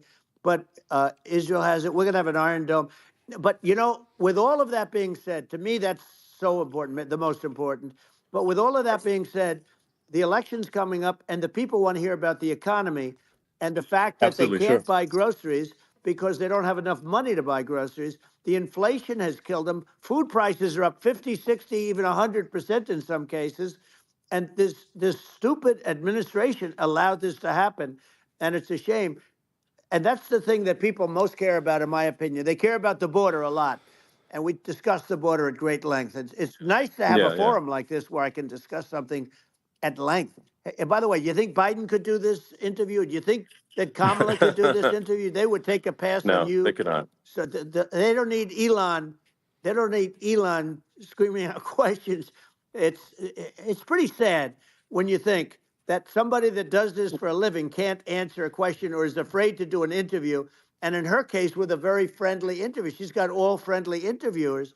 It's pretty sad. Absolutely. But the big thing now is the economy, Elon. And as much as I mean, I view nuclear as the single most important thing, but a lot of people don't understand that. But it doesn't have to. If I understand it, that's all you need. Because if I was president, you're not going to have that kind of a problem. But the thing that they really is making them angry is what Kamala and Biden have allowed to happen to the economy. It's a disaster. with inflation. The inflation, it Yeah. doesn't matter what you make. The inflation has eaten you alive. If you're a worker or if you're just a middle income person, you can't afford. 4 years ago, 5 years ago, people were saving a lot of money. Today, they're using Yeah. all their money and borrowing money just to live. It's a horrible thing Right. that's happening, and we'll end that Well, I quickly. think a lot of yeah, a lot of people just don't understand where inflation comes from. Inflation comes from government overspending because the checks never bounce when it's written by the government. So if the government spends far more than it brings in, that increases the money supply, and if the money supply increases faster than the rate of goods and services, That's right. that's inflation. So really, we need to have we need to reduce our government spending, and we need to re-examine. I think we need like a government efficiency commission to say like, hey, where are we spending money that's sensible? Where is it not sensible? And we need to live within our means. We're currently adding, I think, $1 trillion to the deficit roughly every 100 days. That's right. And the interest payments on the national debt have now exceeded the defense budget.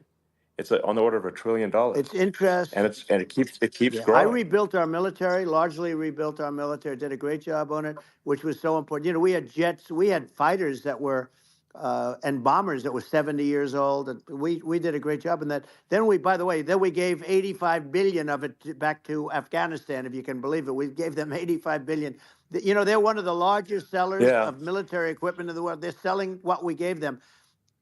That was one of the most embarrassing days in the history of our country. But all right, everybody. Let's go back to the economy. We're going to bring the guest on prices here. down. Energy started it. The price of gasoline. Now your cars don't require too much gasoline, so you have a good, and you do make a great product. I have to say, I have to be honest with you. That doesn't mean everybody should have an electric car, but these are minor details. But your product is incredible. But the gasoline, Elon, is the cost of energy. Not only gasoline, it's the cost of heating your house. All right, everybody. I'm going to bring the guest on. I don't want to make him wait anymore, and Trump seems to just be kind of rambling, and I want to get this guest on. So give me 2 minutes to set this up, and we will be right back. Please sit tight. Thank you, and I apologize if you wanted to listen to this, but we got to get this guest on. I don't want to lose him. So 2 minutes.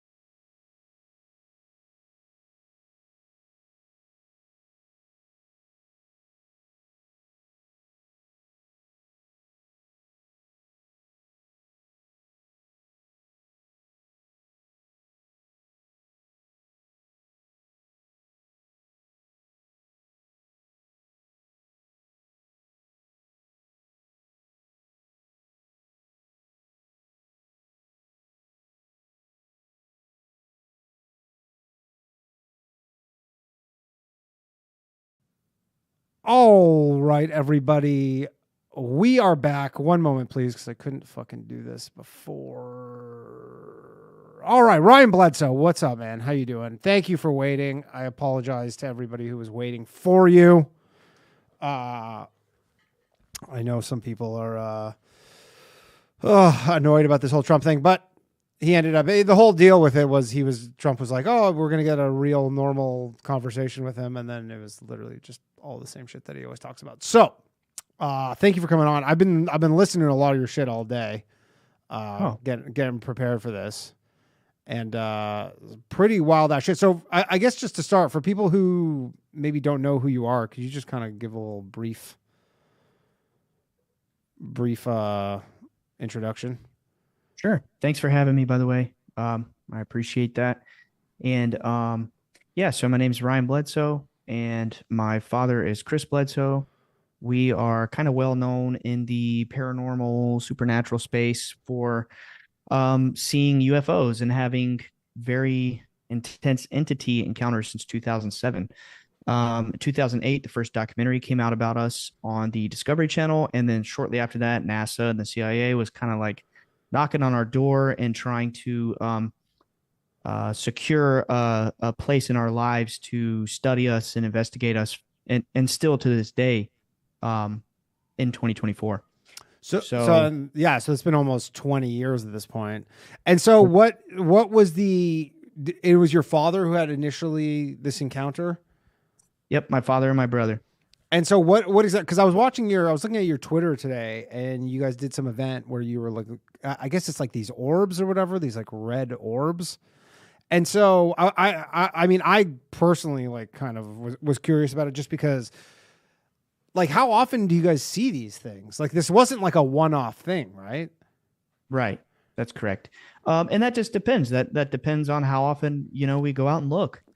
And it was pretty hard to film for the first 5 years, between like 2007 to 2012. And then ever since 2012, we've just been more able to film them. And over the last 12 years, my dad has, I kid you not, gotten at least 15,000 videos on his phone and between different SD cards of just orbs going out in the night sky and just sky watching. And I mean, yeah, it's still to this day, it goes on.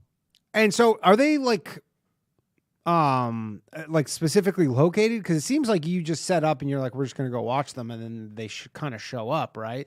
Like, can anybody where they live go see them? Are they specifically located? You're in what, North Carolina? Mm-hmm. They're not specifically located. We have found that it can be experienced anywhere around the world. And we have experienced them all around the world, and it can be seen by anybody. It just takes understanding the connection, how to go out and sort of, understand what it is that you're seeing, and just ask nicely. It's that simple. Just look at the night sky and say, hey, I know you're up there. If you're willing to give me a show, I would love to see, and have an open mind. Yeah. Just have an understanding that there is something there. But I mean, I was in Germany last month with my wife, and we were seeing them in Germany, seeing them in Amsterdam. I've seen them all around America. And so when you say ask nicely, like, is there some sort of communication that you have with them? Because it seems like, obviously, and you can go to your Twitter and check out, this was fairly recent that you did them. And you guys have some videos, and they're like, for people who haven't seen them, you're kind of over like a lake or something. The ocean. Oh, the ocean. Okay. And then they're just off in the distance, these red orbs, and they're kind of like bouncing around. And, so yeah, I guess my questions are, one, how do you communicate them? And like, what are they exactly? Sure. So it's like a consciousness based, more spiritual thing. There's a lot of, government and military information out there, which, if we have an open mind, we understand that maybe they don't always have the motive to be factual and truthful and everything that they talk about. But we have found that the UFO phenomenon is actually more of a spiritual and consciousness based thing. You could call it prayer, you could call it just talking, whatever. I mean, we don't really like to label it. We don't like to say,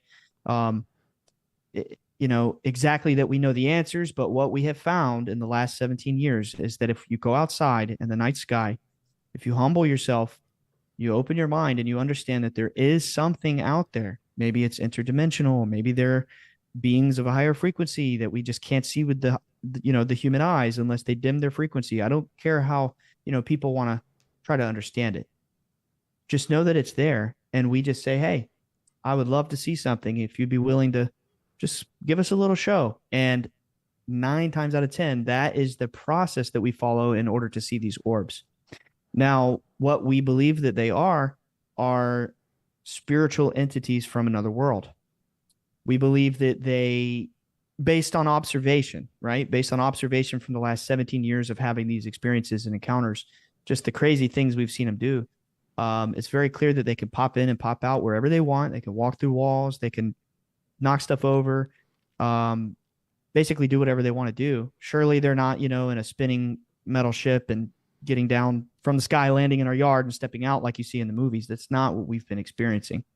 It's been something a little bit more mysterious and magical. So again, I don't really like to try to label what they are. So I just call them light beings. I think it's kind of a universal concept that people can sort of disarm their defense mechanism and understand that it's maybe just there's some sort of intelligence out there that is maybe good, benevolent, knows a hell of a lot more than we do, and can just do really, really crazy things that we might consider magical or spiritual.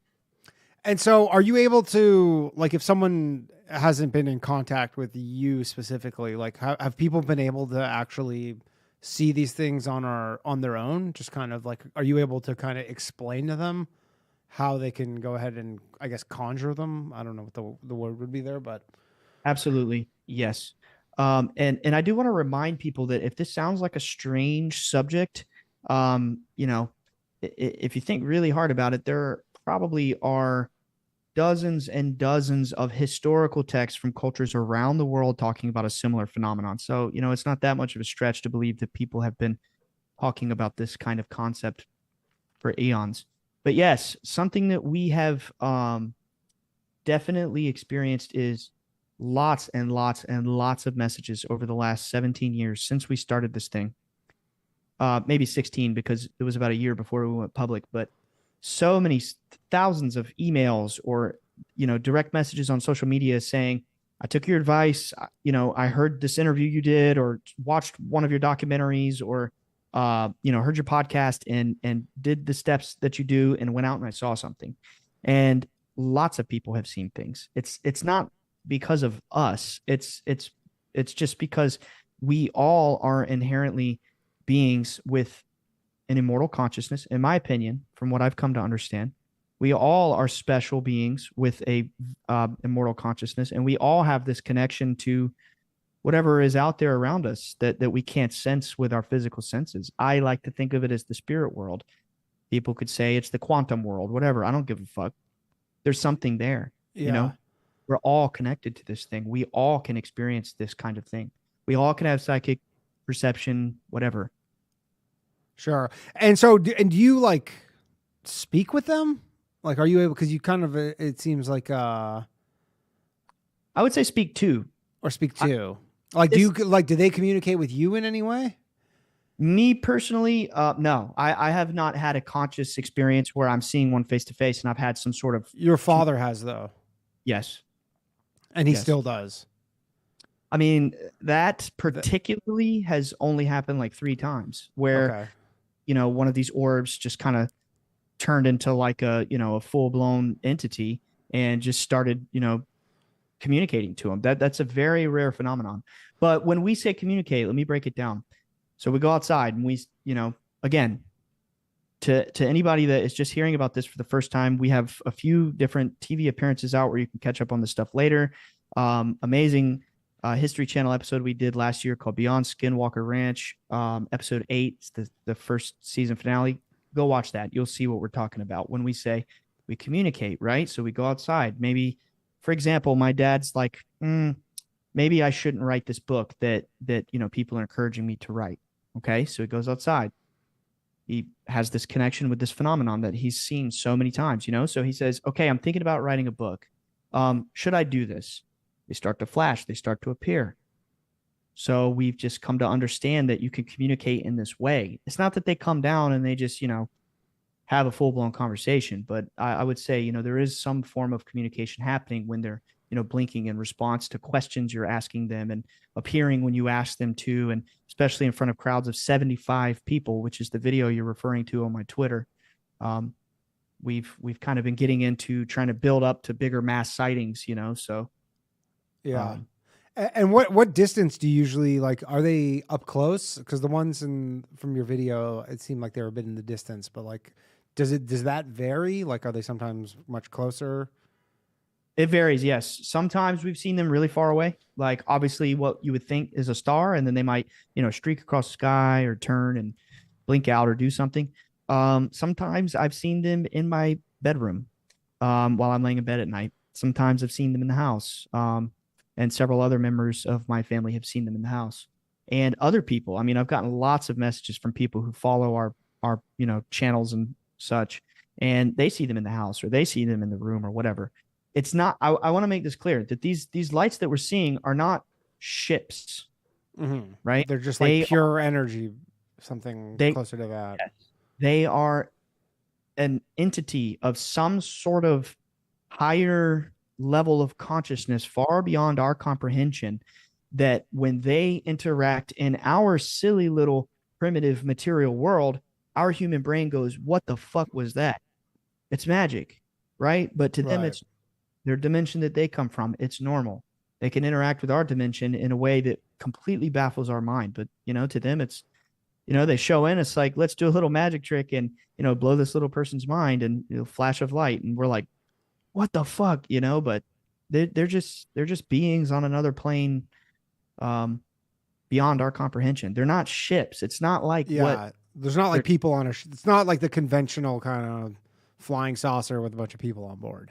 Maybe that's out there. That is not what I've experienced. That is not something that I know to be true from experience, and therefore I'm not really interested in that. Sure. And so you guys have kind of drawn some attention from some government agencies, NASA, the CIA. So how did they kind of get interested? Because normally you'd think there's generally a lot of people who will say, I had some sort of experience or whatnot. I guess normally you won't get visited by people from NASA and the CIA, but you guys did. And then I guess still to some degree still do, and they started kind of interfering in your lives. It never stops. So I guess, can you tell people, just kind of explain that? Because that seems like a odd part of this whole story. Yeah, no, I totally get that, man. Look, I'm 31 years old. I'm rocking my Godzilla t-shirt. Like, I'm the biggest ordinary nerd like everybody else out there. And I'm telling you, I think it's weird as fuck that I can actually say my whole life I've been studied by the intelligence agencies of the world, and I would imagine people are like, how does that even start? That, you only see this in the movies, right? Well, in 2008, they put out a documentary about us, the Discovery Channel, because what happened was when my dad had his initial encounter in 2007 with my brother, it was so extreme. And what happened that night when they were fishing on the river, they were so in shock, so traumatized. And then to make it worse, they came home to start telling their friends and family about it. Like, you got to believe me, I just saw this thing, just like anybody would do. Just like anything that you experience that's crazy and you want to tell somebody about it, and people, typically believe you. But because of the nature of what they were describing, nobody believed them. My mother didn't believe them. Basically, only me and my siblings, my two other siblings, believed my brother and my dad. My dad's parents, my mom's parents, all the friends and family said, you're crazy, you're on drugs, you're demonically possessed, XYZ. And they had similar stories of what happened? My dad and brother, yeah, they were together. Yeah, so they were together. So, because sometimes there'll be like one person, you'd be like, okay, well, maybe, but generally if there's two people, they're like, we saw the same thing, There were 5 people there that night. There were 5 people there. Yes. So anyway, so my dad was so distraught for a year with extreme depression because everybody thought he was crazy and thought he was, possessed by the, he went to our Pentecostal church saying, I've seen these lights in the sky. I've seen these entities. And they're like, try to exorcise him sort of deal, like thinking he's possessed. They treated us like we were evil and crazy and shunned us. So my dad was very depressed for a year. Me and my siblings, we were still young. I was only 13 at the time. And we would watch these UFO shows at night, and Bigfoot shows and ghost shows and all these little paranormal shows from the mid 2000s where we felt like we were learning about what was happening to us, because the internet was not really a big of a thing back then. I mean, YouTube just came out. Facebook was just coming out. We didn't have anywhere to go for what the fuck is happening to us. Sure. We saw a blurb on TV and it said, if you've had a sighting, report it to MUFON.com. Now, MUFON is it's an agency where allegedly people are volunteers, and it has state chapters. And then there's like a president of the entire organization nationwide.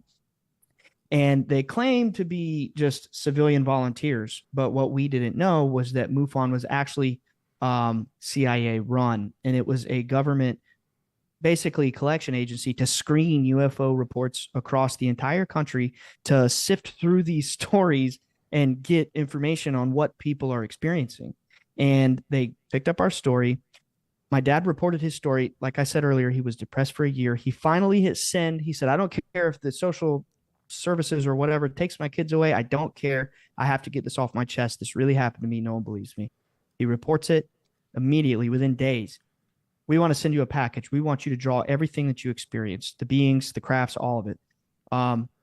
So he gets the package. He draws it. My brother draws the thing he saw, and they experienced, they send it back. Then he starts getting a call. We want to send an investigator out to your property, a local North Carolina guy. Local North Carolina guy comes out. He does all his investigation. He says, I'm reporting to headquarters that this is a full CE4 abduction case, which CE4 is close encounters of the fourth kind, which means actual, like, immediate proximity entity interaction. He goes and reports it. Next thing we know, Danny, the president of the entire nationwide MUFON, who was recently installed at this time, by the way, the previous one was kicked to the curb. They got this guy, comes to our house, and some guy who we were told was Homeland Security as the head investigator, they get involved, kick the little North Carolina guy to the side, and they're like, we want to make a Discovery Channel documentary about you guys. We're going to push you out to the world. The Homeland Security guy said we want to make a documentary about you? He was an investigator. He was an investigator.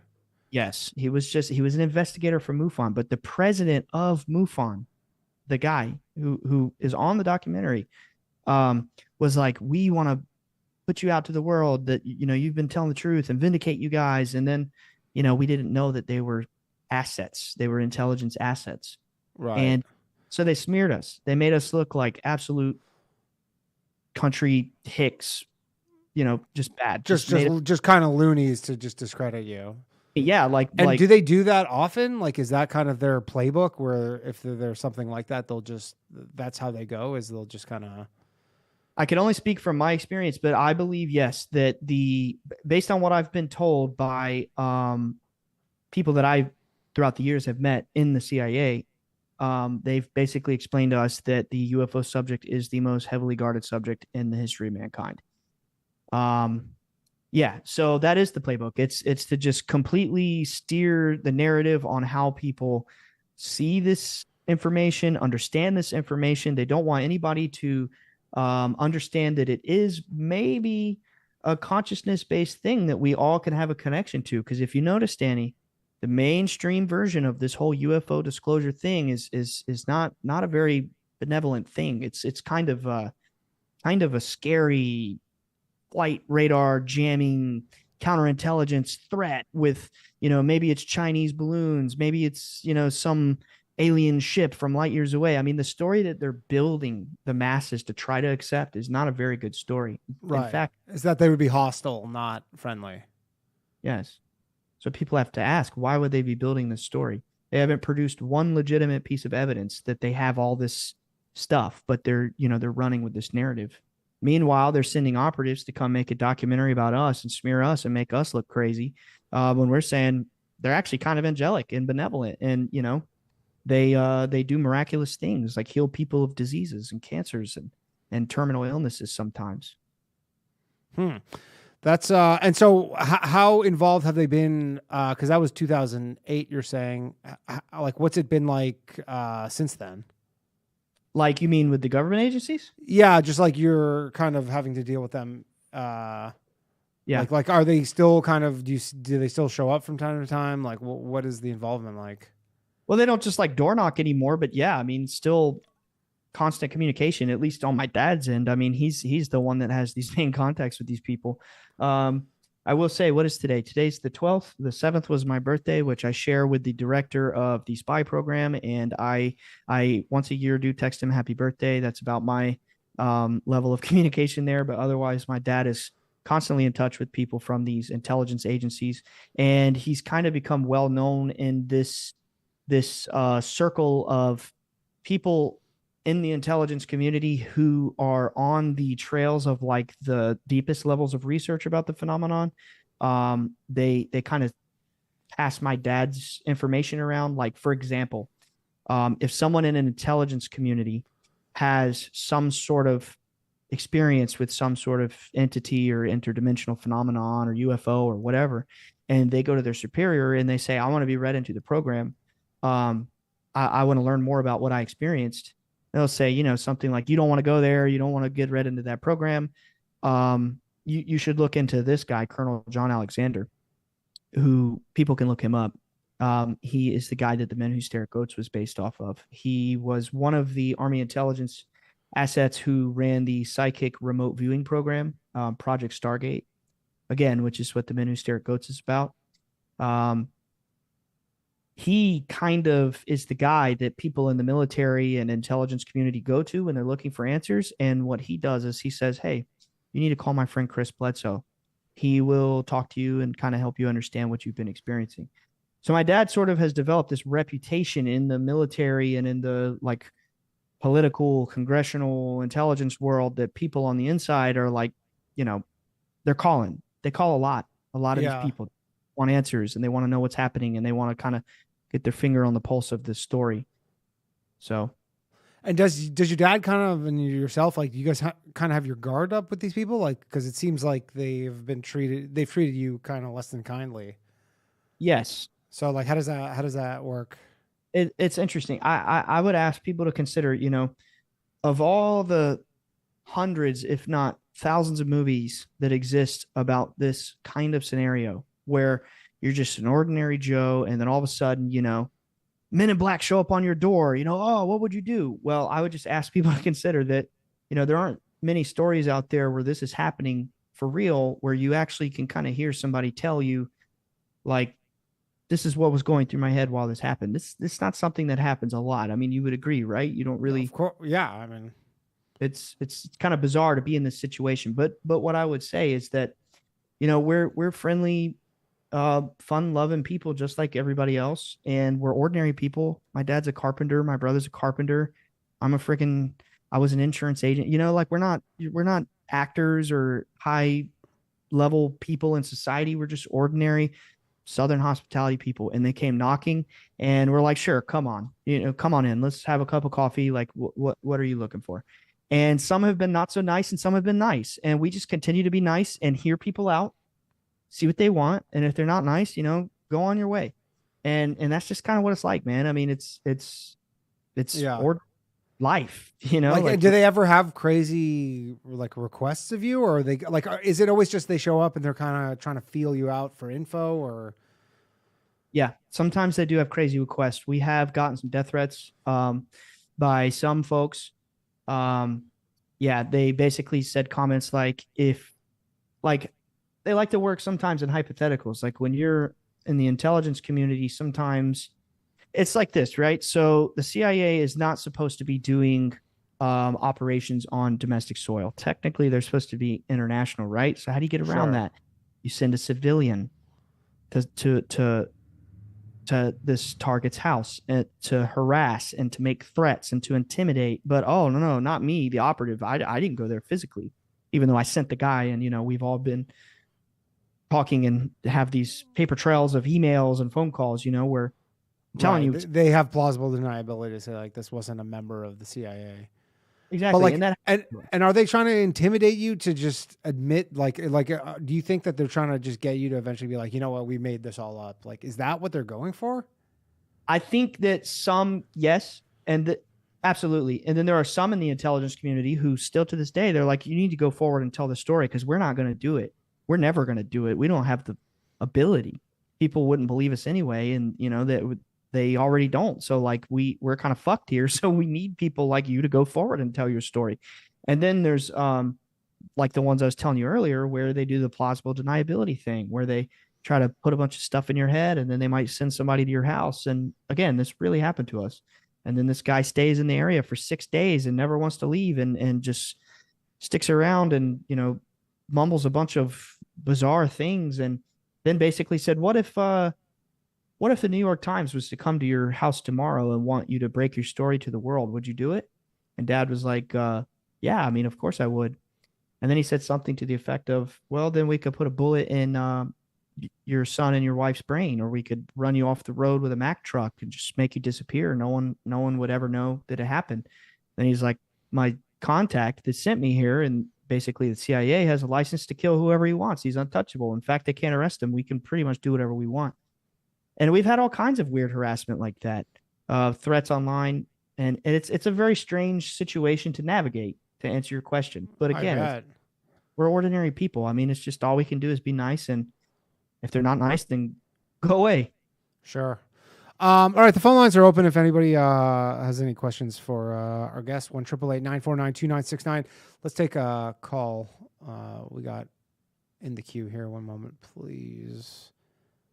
We've got Rafe somewhere. Rafe. Hold on. Sorry, 1 second here. You guys got to press *61 or some shit to unmute. I don't know why it's not working for him. All right, let's try a different caller. One moment, please. Oh, Conspiracy Extremist. What's up, man? Hey, man. Can you hear me? Yeah, we can hear you. How's it going? All right, cool. It's going great. Long time talking with you, but hey, Ryan, dude, I seriously dig your view on this. Like, I share a lot of your view on what these entities are, and I think I might have heard you on. I don't know if like you guys were on tinfoil with Sam or whatnot, but the whole concept of like these UFOs. I mean, maybe there's some space stuff. I'm pretty sure Earth is flat and space is fake, but I really vibe with the whole. These entities or beings are more of a spiritual crossing over from a different dimension. So I suppose my question is, you know, I've been looking at the whole Bigfoot thing recently. Do you think some of these other cryptids, or maybe looked into it, could be similar, where it's not necessarily some animal or being, but yet it's more of a interdimensional experience with people? Yes. Thank you for your kind words, by the way. I wanted to get that out. But to answer your question, yes, I tend to agree with you, man. I think that maybe there are a plethora of phenomenon happening in the universe that we thought maybe at one point to be supernatural. But as was explained to me by my previously mentioned friend Jim Semivan, who was the director of the spy program. He's retired now. But he told me one time, I said, so what do you guys think about, you know, supernatural phenomenon or something to that effect? I don't remember how I phrased the question, but I'll never forget his answer. He said, well, there's no such thing as supernatural. Okay. We got to change that phrasing. That terminology is old. It's outdated. Every bit of this weird, mystical, spiritual phenomenon that truly does exist in the universe is natural. It's as living and as natural as we are. It just exists in a manner which we cannot figure out how to perceive yet, if that makes sense. Just because we understand it doesn't mean it's not as natural as we are. And I think you're right, man. I think like there is something to the cryptid thing, and maybe there's something interdimensional going on there with Bigfoot. Cool. So because I've been tomorrow on my show, I'm doing a deep dive on basically calling out Bigfoot as like not what it really is. I'm thinking maybe it was more of like some sort of Nephilim sighting, because they describe them very similar to Nephilim originally, and then trying to reenact those sightings. But I really think the these people are either experienced, because when you think dimensionally, right, like if people are in a higher dimension, and how dimensions work, when they cross over, you don't see them as what they would be in their natural habitat, right? Their natural dimension. We would have to perceive it in our 3 or 4 dimensional existence, and that doesn't always appear as like a, something we can comprehend. So, follow-up question to what you've experienced with these orbs and these lights. Now, when people think about interdimensional and maybe like in a spiritual view, obviously a lot of people do believe there's a, like an angel and then maybe a demon version. Have you ever experienced maybe a different interaction with these things, or maybe your father or brother has, where maybe these beings may have not been coming with good intentions? I know you mentioned there's more angelic and good intentioned ones. Have you experienced the opposite? In my experience, and this is just my opinion here, again, it's like I don't want to say that I understand how everything works, but this is what I've come to believe. Okay, I believe that negative entities exist in, you could use whatever term you want. I don't think it matters, right? I think that they exist in sort of like a lower plane of existence. I don't think that they necessarily have the ability to just materialize in material reality. Okay, I have never experienced some super negative entity face to face in the way that I have experienced these entities, because I have seen them too. As I grew older and became an adult, I started to see them. Initially, it was just my dad and brother. Now we've all seen them, my whole family, and some other people that have come around too. But I think that the more benevolent, like advanced beings can more or less do whatever they want. They have kind of ascended to a level of consciousness where it's just at a thought. They can manipulate reality at will. I think that this is something that we have the ability to do in a more subtle way. And for thousands of years, this is what they have termed, you could say psychic phenomenon or magic or prayer or whatever. We have the ability in a little bit more of a subtle way to use our consciousness, our psychic perception to alter reality, manifestation, whatever, right?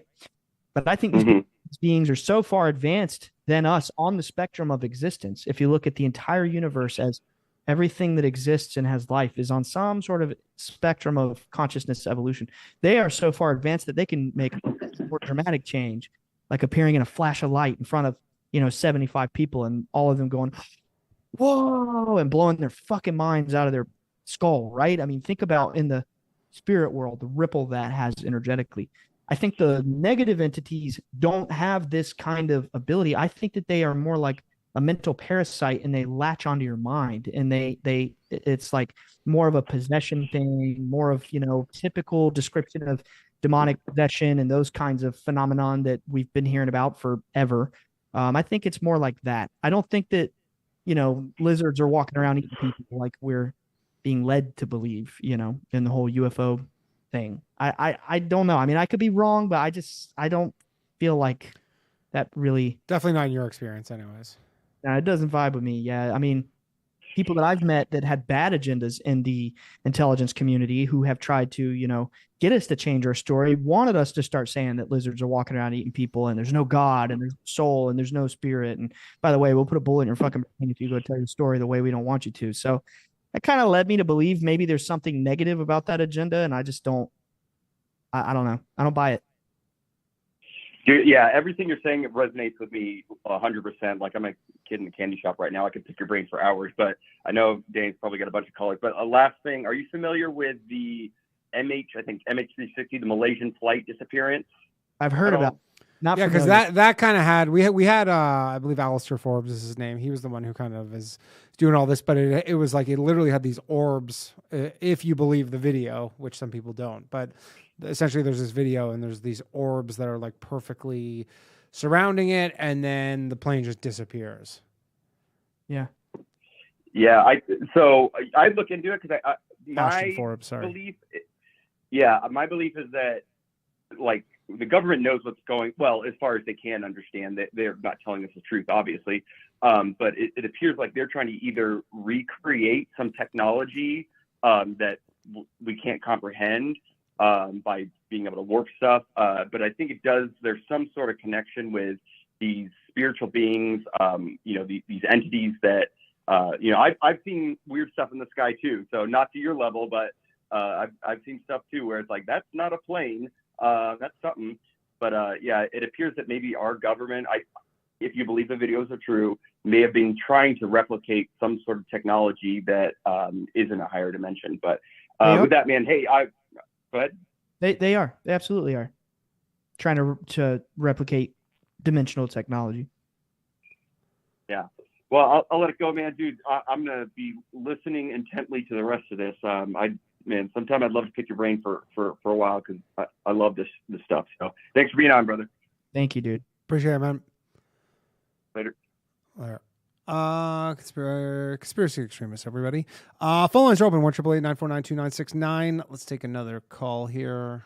One moment, please. I think we got Rafe back. Let's see if we figured this out. Here we go. Rafe, you there? Yo, what's up? Yo, how's it going? Yo, am I connected? Yeah, you're on. You're on with Ryan. Go ahead. Brian, so. Ryan. Ryan, my bad. Right, yeah, Ryan fucking Bledsoe. So you're not related to any of the New York Patriots, right? No, unfortunately not. New York Patriots? New York Patriots, whatever. Fucking, goddamn it. My bad. Hey, it's still preseason. I can make mistakes. So my dad was very influential to me and whatnot.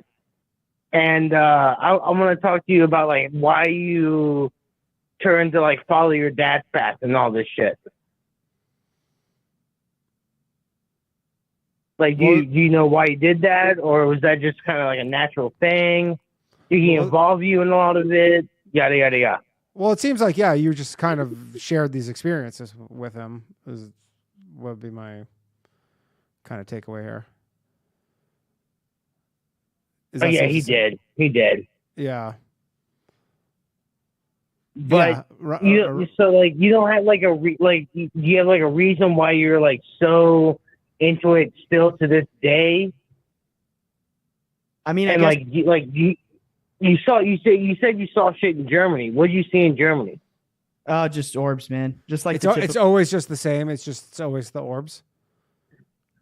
No, I mean, it's not always orbs. I mean, like I said, there have been some times where sometimes they come really close. It just depends. I mean, it's sometimes you see a red car drive by, sometimes you see a blue. It happens, you don't really have control over the thing. But they're always the same. It's always the same shape kind of thing. No. Sometimes, oh, really? Yeah. They have done some really bizarre things. Huh. Typically, 90%. Yeah, I mean, they're orbs. Yeah. Most of the time. Yeah. Okay. Go ahead, Rafe. I just have a very strong feeling that you're just riding your dad's coattails as long as you can, and this is the product that you have. I saw some shit. And go check Rafe. Go check out his Twitter. There's actual video of it. You can kind of. I mean, if that was a Photoshop thing. I grew up on a military base basically. I've seen all the orbs. I grew up in SoCal. The Tic Tacs and everything. Rafe, hold on, let me cut you off. So you're saying you've seen the orbs. What do you, when you see something like that, what do you attribute that to? I mean, I've definitely never seen It's a green flash. It's a green flash. What's that? Or a red flash. Those are both natural phenomenons that happen in the ocean every single day of the year. A green flash. I mean, I've spent a lot of time on the ocean. I've never seen anything look up like a green flash. That's a fucking thing. Look up a green flash. A green or a red flash? I mean, I saw the video. Or a red flash. They can both happen. Well, but I saw the video that he posted, and they're kind of moving across, at a pretty crazy speed. The way they move across. It's almost like the sun rotates at a fucking million miles an hour with all the fucking hydrogen in it. But they're bouncing back and forth. They're not if you're saying it's due to rotation, they'd be moving and there's one way, solar flares going on and shit. Yeah. I mean, it's at night though. Yeah. And they're like on the horizon. I don't know. Like I saw the video. I was like, I definitely, Yo, I don't Danny, know. I love you, dog, but I want to hear this fool fucking try and debunk this shit. Not All you. right. Well, we'll have to check it out. I mean, he obviously saw what he saw, but all right, Rafe. All right, Rafe. Everybody. Let's take another.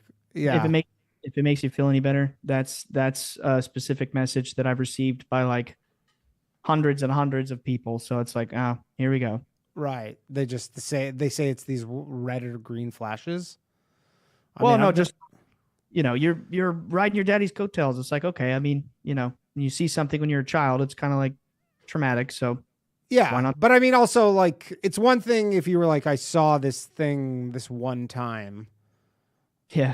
X amount of years ago. But I mean, I guess having seen that video, let me clarify that video for you because I know the one you're talking about. That was actually a infrared camera. So they're appearing like a pink red color because it's infrared, but typically to the naked eye, they look white. They look white. Okay. So they're not actually red to the naked eye. They would be.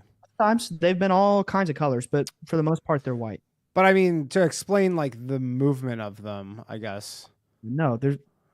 Yeah. Like the ones that you in the video you have, and people can go, we'll link to your Twitter channel, but they kind of are like bouncing. They seem to be right over top of the water, and they're just kind of like ripping back and forth. So, all right, let's take another call. One moment, please. Hopefully less adversarial. Okay, I think we got Sam here. One second, please. Sam, you got to hit the unmute button if you're on. If you're listening right now, it's the only way to get going here. And so, do you like? Do people kind of contact you because they live in other places and they've seen something similar? Like, do you get that a lot? Absolutely, or they want to. Hey, can you hear me? Oh, here we got Sam here. Hello. Hey, Sam, you're on Low Value Mail. Hey. Go ahead. Okay, I have a list of questions for this dude. Okay, go ahead. I'm right here. You can ask me. Oh, okay, so you are married, correct? Yes. And how long have you been married? 4 years, almost. Okay, and you've been seeing these things since before you got married. Oh yeah, since I was 13 years old. I'm 31 now. And has your wife seen them? Explain this to your wife. How did I explain it? Oh, she already knew about it. We had a documentary on TV, and we were the laughing stock of the community, and the school was like, "Oh, the Bledsoes, the crazy alien people," and she thought it was interesting, and she wanted to hear all about it. Okay, and now does she see them now too, or does she not? No, she definitely does. Okay, and what does her family think? They've seen them too. That's who I was seeing them with in Germany, and her mom and dad have seen them. I mean, yeah, they're And very... so generally, did they start out somewhat skeptical? No, I got really lucky there because her mother, my mother-in-law, is very much into kind of like paranormal things. So she was like, "Oh, I want to know about this." Mm-hmm. So I did get very lucky. But they obviously hadn't seen them before you kind Right. of came along. Yeah, Did they have any experience with any kind of like woo-woo or like weird stuff before this? my mother-in-law, yes. She has seen some. Yes, she did. Yeah, you could say it's like ghosts, things like that. She's had several experiences like that. So like I said, she was already kind of open to this sort of thing. Okay, and are they like a really close family? Like are all y'all really close-knit now? Oh, yeah. Very. Okay. All right. Next question, please, sir. How often do you talk about this, like in your daily life? It depends. I mean, I don't really just go around like talking about the beings all the time. I keep my eye on the prize, which is going forward and doing the podcast and just kind of spreading awareness about it. But I don't like, sit around every single day and talk about the beings. I mean, when it happens, then we got something to talk about, or, if people ask questions. But, right. I'm more so in my adult life, I'm more so interested in like studying consciousness and trying to understand more about what's going on and the spirit world and things like that. I'm reading a lot and researching a lot and doing the podcast. Right. Okay. So like, can I ask, how often do you think about them? Like, are they in your thoughts hourly, every day? Like,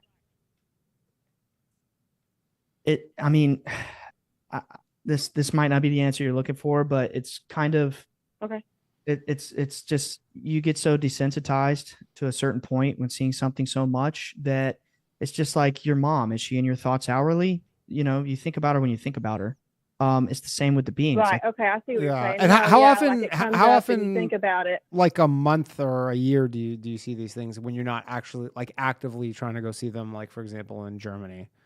well, when it first started in 2007, we would like go months without seeing them, and we were all like, "What is this?" And we're trying to understand what's happening to us, and it could be months sometimes. And it's like every time we saw them was, "Is this the last time?" Now it's just, let's go sit outside, like all the time. My dad goes out virtually every night.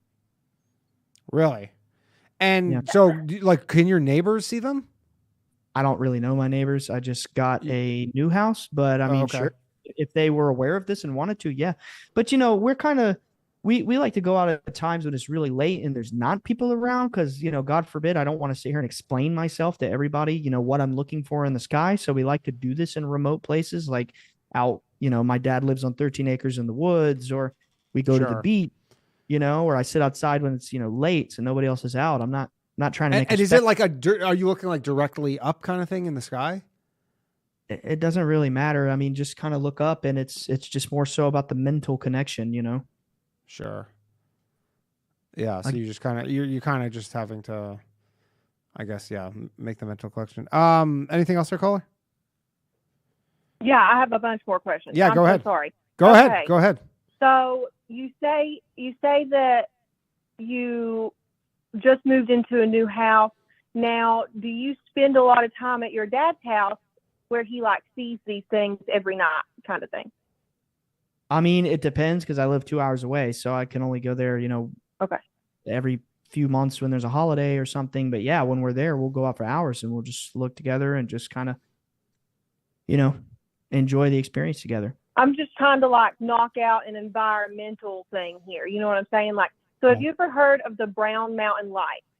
Yeah, we live about, I personally live about 5 hours from there. That's in North Carolina. I've been there. Okay, I'm from that area, and this is like a really big thing. People go up on the parkway all the time and go look at them and see them. I've never been able to see them, but I don't necessarily like discount people that have. It's not like I'm over here like, you're a liar. No, that's not what I'm doing. So I'm just trying to understand. So you live in like the could you tell me region? what are the Brown Mountain Lights, just for people who don't know, myself included? Oh, okay. So like back in the day before electricity was a real thing, I think it was like 1910, people started seeing these weird balls of light. They look like lanterns across the ridge line, moving along the ridge line, up and down the side of the mountain.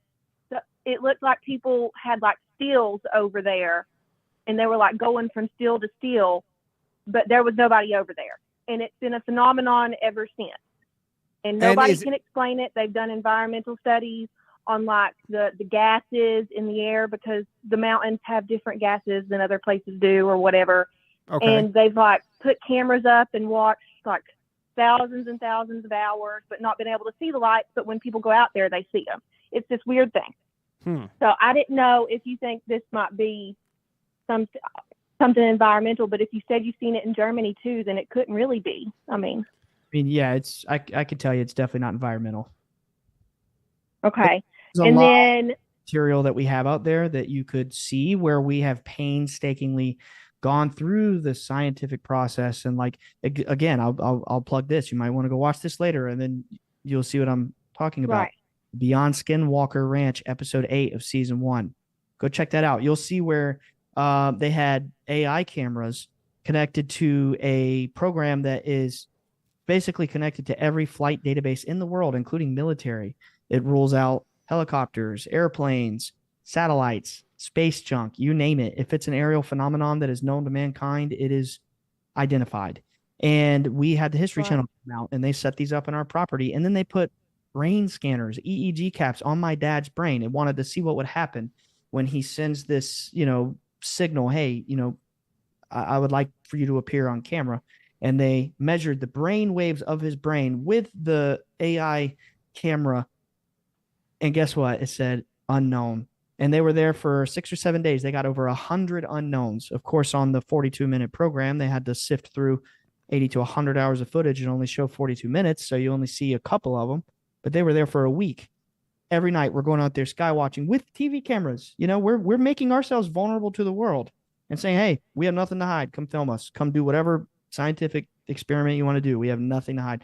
And just go check it out. It'll be really enlightening. Yeah, okay. I definitely will. I didn't know who you were before you came on, so this has all been like completely out of left field for me. I'm super excited to talk to you. Thank you so much for being here. It's been a great show, buddy. I appreciate it. Thanks for calling. Appreciate it. I appreciate you being kind. Okay, bye, guys. Bye. Yeah. Yeah, I mean, that's just the fact that you obviously, I've never heard of these Brown Mountain lights, but I mean, the fact that obviously you can kind of discount that by just going anywhere else, right? So let's take another call here. One moment, please. We got Brendan. I guess you don't need to press *61. Sorry about that. Just seems like there's been some issues with people unmuting themselves. So let's get to Brendan here. One moment, please. And yeah, thanks again. Yeah, this whole thing is pretty wild. And I wanted to talk about you because I know your dad said we'll get to it. Oh, Brendan, you there? Yeah, I'm here. Can you hear me? Yeah, go ahead. You're on low volume out. Okay, so I just have a couple experiences that I'm curious what Ryan thinks. So on 2 different occasions with 2 different friend groups, I was out smoking weed in the woods, and none of my friends, neither friend group, have ever seen orbs before. But in these 2 different cases we were smoking, we saw blue orbs. And one time there was a huge blue puddle on the ground that looked like an orb. And we started hearing like rustling in the woods, and we just ran away. And I was just curious if you've seen like different color orbs, or if my experiences make any sense to you. Yeah, I mean, I want to try to understand what you were saying. You said you saw a puddle on the ground that looked like an orb? Yeah, it was like a giant orb that looked like a puddle on the ground. Okay. At night. Yep. I mean, yeah, I've seen them behave in very strange ways and be, any color. I mean, I don't really, people are always like, what does it mean when they're red? What does it mean when they're green or when they're blue? I don't know. Maybe they just wanted to be blue. I try not to think, but I know that they can appear in any color. And yeah, I mean, I would say like, it sounds like an interesting story. I don't know exactly what you want my like interpretation of what it means, or what are you looking for exactly? Where were you caller when you saw these? East Texas. East Texas. Okay. Yeah, because you specifically mentioned they were red, and also I was always curious if being in a group affected that as well. Yes, that's a very good question. We have found that I'll put it to you like this. I'm a big lover of philosophy and wisdom. Okay. Now, I'm not a religious person anymore, but I'm a spiritual person. And I think that there's value in many spiritual texts. And, that includes the Bible. And the way my dad and I have come to understand this is it's just like when Jesus said, when 2 or more are gathered in my name, I will be among them. And we've come to understand that when groups of people get together to try and have an experience, and everybody is unified and putting their heads together and looking up in the sky and saying, we would really like to see, the more there are, it seems the crazier it gets. The more fantastic the experience, the more powerful the meaning behind it all. And yes, that definitely makes a big difference having a group. And like Danny was referring to earlier, in that video where it was over the ocean, that night we had 75 people out on the beach with us sky watching, and every single person there saw like he said, we posted videos of this meeting. I posted photos of the people there and multiple videos of what we saw that night, and it was insane. And yeah, so groups definitely that's a great idea. Now, if there's someone, say you have a group and there's someone who's just like an insane, hard-headed skeptic, would that, based on what you're saying, mean that nobody would see them? I mean, would that essentially like if someone was like so maybe just negative about the whole thing, would that ensure that nobody could see them, or could other people see them? I guess there's no scenario where some people see them and some don't. Yeah, I mean, it depends. Like, what if something flashes in the sky really quick and, you happen to be looking down? I've had that happen many times. But it's not so black and white, right? There's no hard and fast rule for this. And I think it's flexible. I have seen situations where we have a small group of people at our property because, again, hundreds of people throughout the last 17 years have reached out to us in private, and we've invited people out or had groups of people. When I was a kid, man, and that documentary first came out, Dad used to let people camp in the yard by the dozens. I mean, we've really met a lot of people through this thing, and skywatched with a lot of people, hundreds. And I have seen some groups where there would be a few people and, maybe one or two of them are skeptical and the group doesn't see anything. We've experienced groups where maybe there's 10 people and one or two are skeptical and the whole group sees things, but it's like, a dim little light, and they want to say, oh, it's a firefly or it's a satellite. And, okay, well, and then we have seen some groups where there's 10 to 15 people, maybe one person skeptical, but everyone sees things and it's things shooting across the sky and making turns and doing crazy things. And the skeptical person still says, well, I don't know what that was. You can't reach into someone's brain and make them be more humble. You just cannot fucking do it. You cannot force somebody to lower their ego and understand that there's more than we know and understand out there. Right. Yeah. So again, there's no black and white rule here. The more humble we are in understanding that there are things out there that we don't understand, and if we want to like follow that where it takes us and try to see amazing things and have amazing experiences and learn more about this universe we live in, well, And have you ever had huge skeptics kind of change their tune after? Have you had that scenario where someone's like just really skeptical? Absolutely. Yeah. Absolutely. Even government people. The first person in NASA, Dr. Hal Povenmire, he has now passed away. He came to our property in 2009. He knocked on the door. I was playing Xbox that day, man. I was 15. I was home from school, and I was just like playing Xbox, hear the doorbell ring, and I go answer the door, and it's this guy from NASA. And he shows up. He's like, hey, I just drove 12 hours from Cape Canaveral. Is Chris Bledsoe here? So I had to call my dad, and he's like, entertain him till I get home. And literally until he died 11 years later, of just like, he was in his 80s by that point. He was coming to our house multiple times a year, sometimes multiple times a month, staying at our house, coming to not vacations, holidays, family birthday parties, my sister's college graduation. And we later found out that he was coming initially to debunk us on behalf of NASA, to try to, get all the details of our story. And he would call me 50 times, and my brother who lived over here, and my other brother and my sister. And, he would call us over and over to try to find holes in our story and try to debunk us. And eventually he found out, okay, there's nothing to debunk. They're telling the truth. And he just stuck around and just was like completely changed. And he would join you to watch these things? Like he saw them experience this himself? No, he didn't like skywatch with us. He would come, he would be asking us questions, and he would go and drive around the city and knock on people's doors, people involved with the original investigation.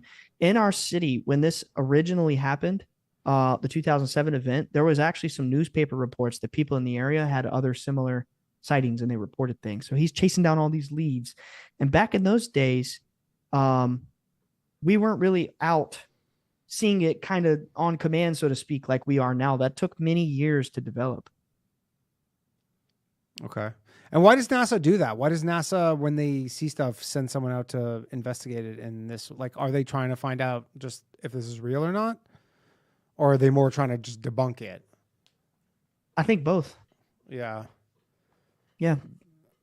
All right. Keep your on the pulse. Yeah. Anything else, our caller? Yeah, one more thing. Ryan, I'm not sure if you ever looked into or heard about the Jersey Devil and how it kind of maybe fits into the red orbs. Like I've heard that they emit a red light from their left eye that completely encompasses their body, so they just look like a red orb. Have you ever looked into that or heard about that? I've heard of the Jersey Devil. I've never looked into it. I don't really know anything about it, to be honest. What's the Jersey Devil? Okay, I was just curious. Yeah. What is the Jersey Devil? Yeah, it's not just a hockey team. It's like old, like the cryptid. Yeah. It's like a folklore kind of thing. Mm-hmm. All right. Interesting. Yeah, I never heard of that. All right. Thanks, caller. Appreciate it. Yeah. There. All right. Let's take another call here. My mistake, by the way. Do not press *61. It's *6 to unmute. My bad. Rube Star. Danny Magic. How's it this going? is an amazing interview. Thanks, man. I seen you got Ryan Bledsoe on UFOs. I'm like, oh man, here we go. UFOs. Not this again. But this guy's giving me a relatively fresh perspective. Nobody ever talks about it from this angle. Yeah. And upon thinking about it, I did hear one other time. I remember it was like on the local news channels. There's a black guy, and I'm not 100% sure, but I think he went by the name Prophet Hezekiah. But he would pray, and he would say he could make a UFO appear above his head. And the camera crews go out there, he prays or whatever, and boom, there's the UFO. And this was like years ago I seen this. And so that was like I was trying to figure out how they were faking it or whatever. It was kind of hard to buy, or one wild coincidence. But Ryan's telling basically the exact same story by mental, your mental faculties. These things can appear. Yeah. So also, Ryan, I'm kind of an amateur astrologer. So I was very interested to hear your birthday is August 7th. What about it? I was just interested to hear that. Why is that? So you were born. That's David Duchovny's.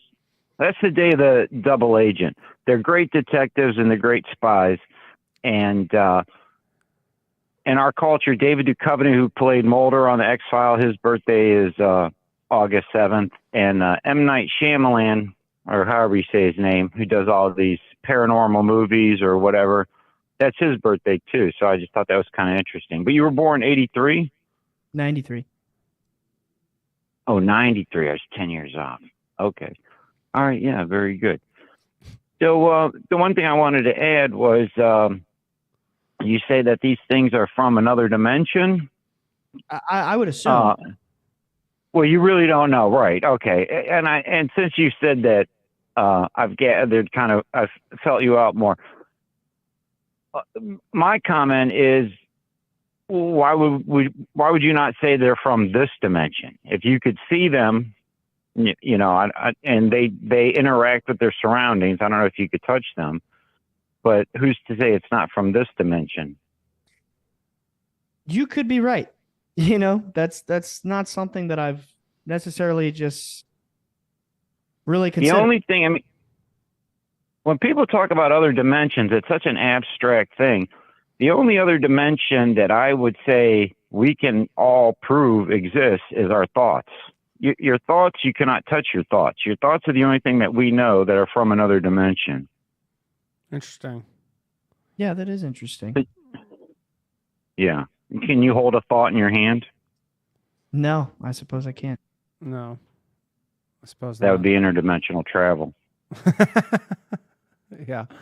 Do you know when your dad's birthday is? Or would you want to keep that private? I don't know. I was just curious. It's October 15th. October 15th. No shit. Okay. Rube's a big birthday guy. He loves it.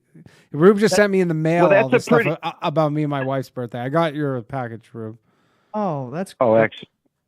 That's interesting you say that about the double agent thing, though. I've never heard that. I've always heard of 7 as being like a teacher. which is something. Well, the seven is the mystical number. The seven is the paranormal. You know, they say the God created the earth in 6 days, and on the seventh day he rested. Well, what do you do on the seventh day? You know, you dream, you rest, you think. You're not physical. So the seven is more of a spiritual and paranormal. I'm born on the 7th myself. Awesome. So, that's awesome. All right, that's all I got. Cool. Thanks, Rube. Thank you. That was very fun.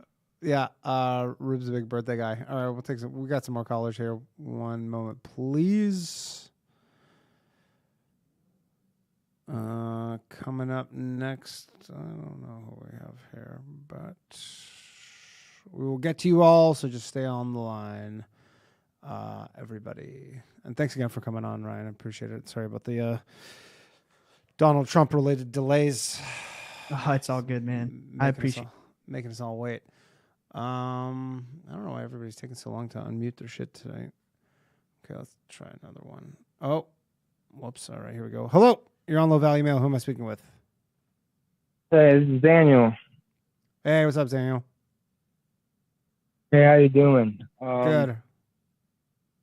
Yeah, I'm sorry I missed the beginning, so I didn't exactly get to catch your guest's story, but I am very familiar with the experiences that he's talking about, and ever since I was younger, it's kind of been like even a frustrating point in my life because I've had whatever you want to call. I mean, it's kind of I almost don't want to talk about it, but the second sight or whatever, and it's like it looks like I can see wavelengths or energy patterns throughout the air, and thus have seen many other things with that, like orbs, from orbs to literally, I guess I'll just kind of tell a story so I don't just ramble on here.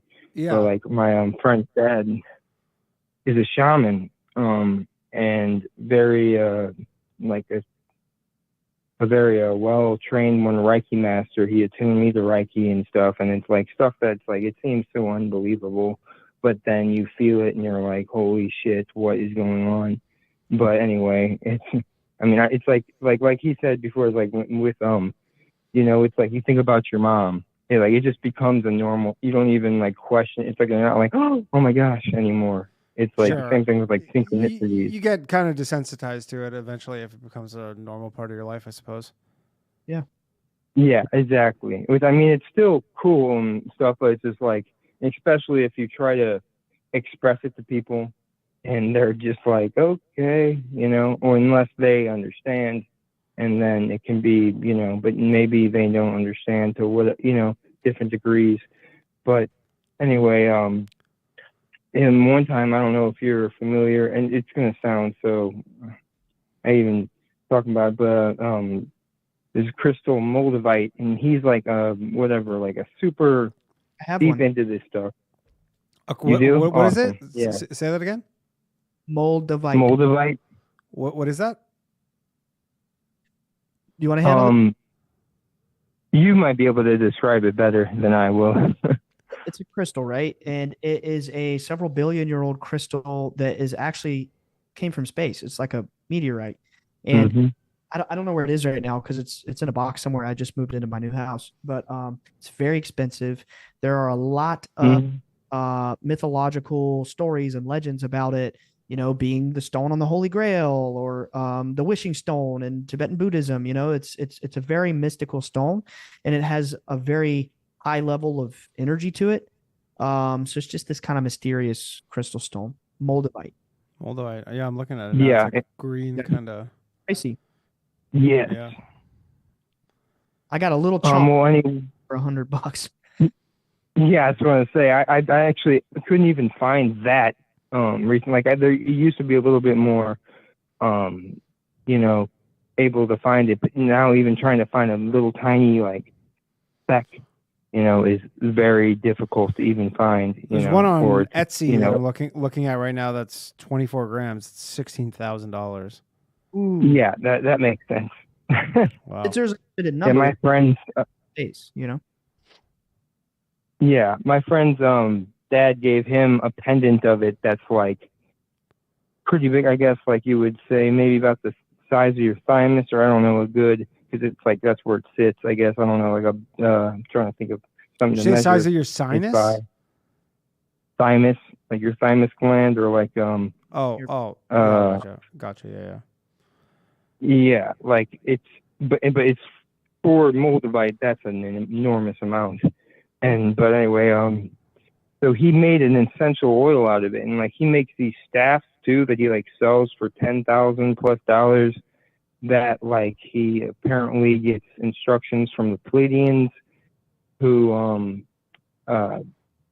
like whatever they come down to, like they channel through him, and like I've talked to him while he was channeling and trying to talk to me at the same time, and it was a bizarre experience because then he would start saying like these almost like robotic-y but like very articulate sentences, which I've seen other times when I've read stuff about like people who seem to be, I guess, more legitimate in their channeling, because I know there can be any crackpot out there. But he and then he was like, I'm sorry, right now I'm like going in between channeling and talking to you.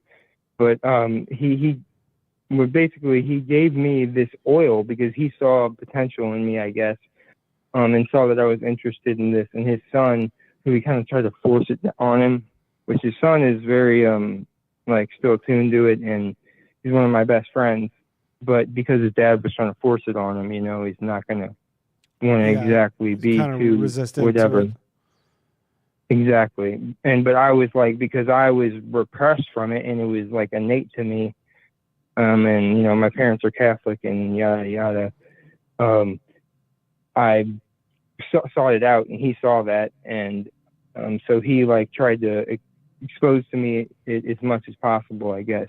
And he gave me a Moldavite oil that he made, an essential oil with Moldavite in it. I don't know exactly the process he did. Apparently he was instructed by the Pleiadians, and there's like so much to it that, I mean, I don't necessarily understand. I mean, I know I've like studied the Kabbalah and the occult a ton, but that's not necessarily a sector I went down. But anyway, at this point in time, this was years ago, and he put it on my forehead or third eye or whatever. And I looked up in the sky, and I mean, I've tripped before, so I've seen, you know, what things kind of look like when you trip and stuff. And it's kind of like I've already see energy stuff. Like even right now, if I try, I can see shit in the air. But anyway, I look up in the sky, and there's like this giant translucent UFO kind of thing. And I don't even know what to make of that. It was there for a second, and he was like, you see that? And I'm like, yeah. And I'm just like looking around to two of my other friends were there and his son, and I'm like, you guys see that? And they're like, what are you talking about? And I'm just like just was it know solid? what to say.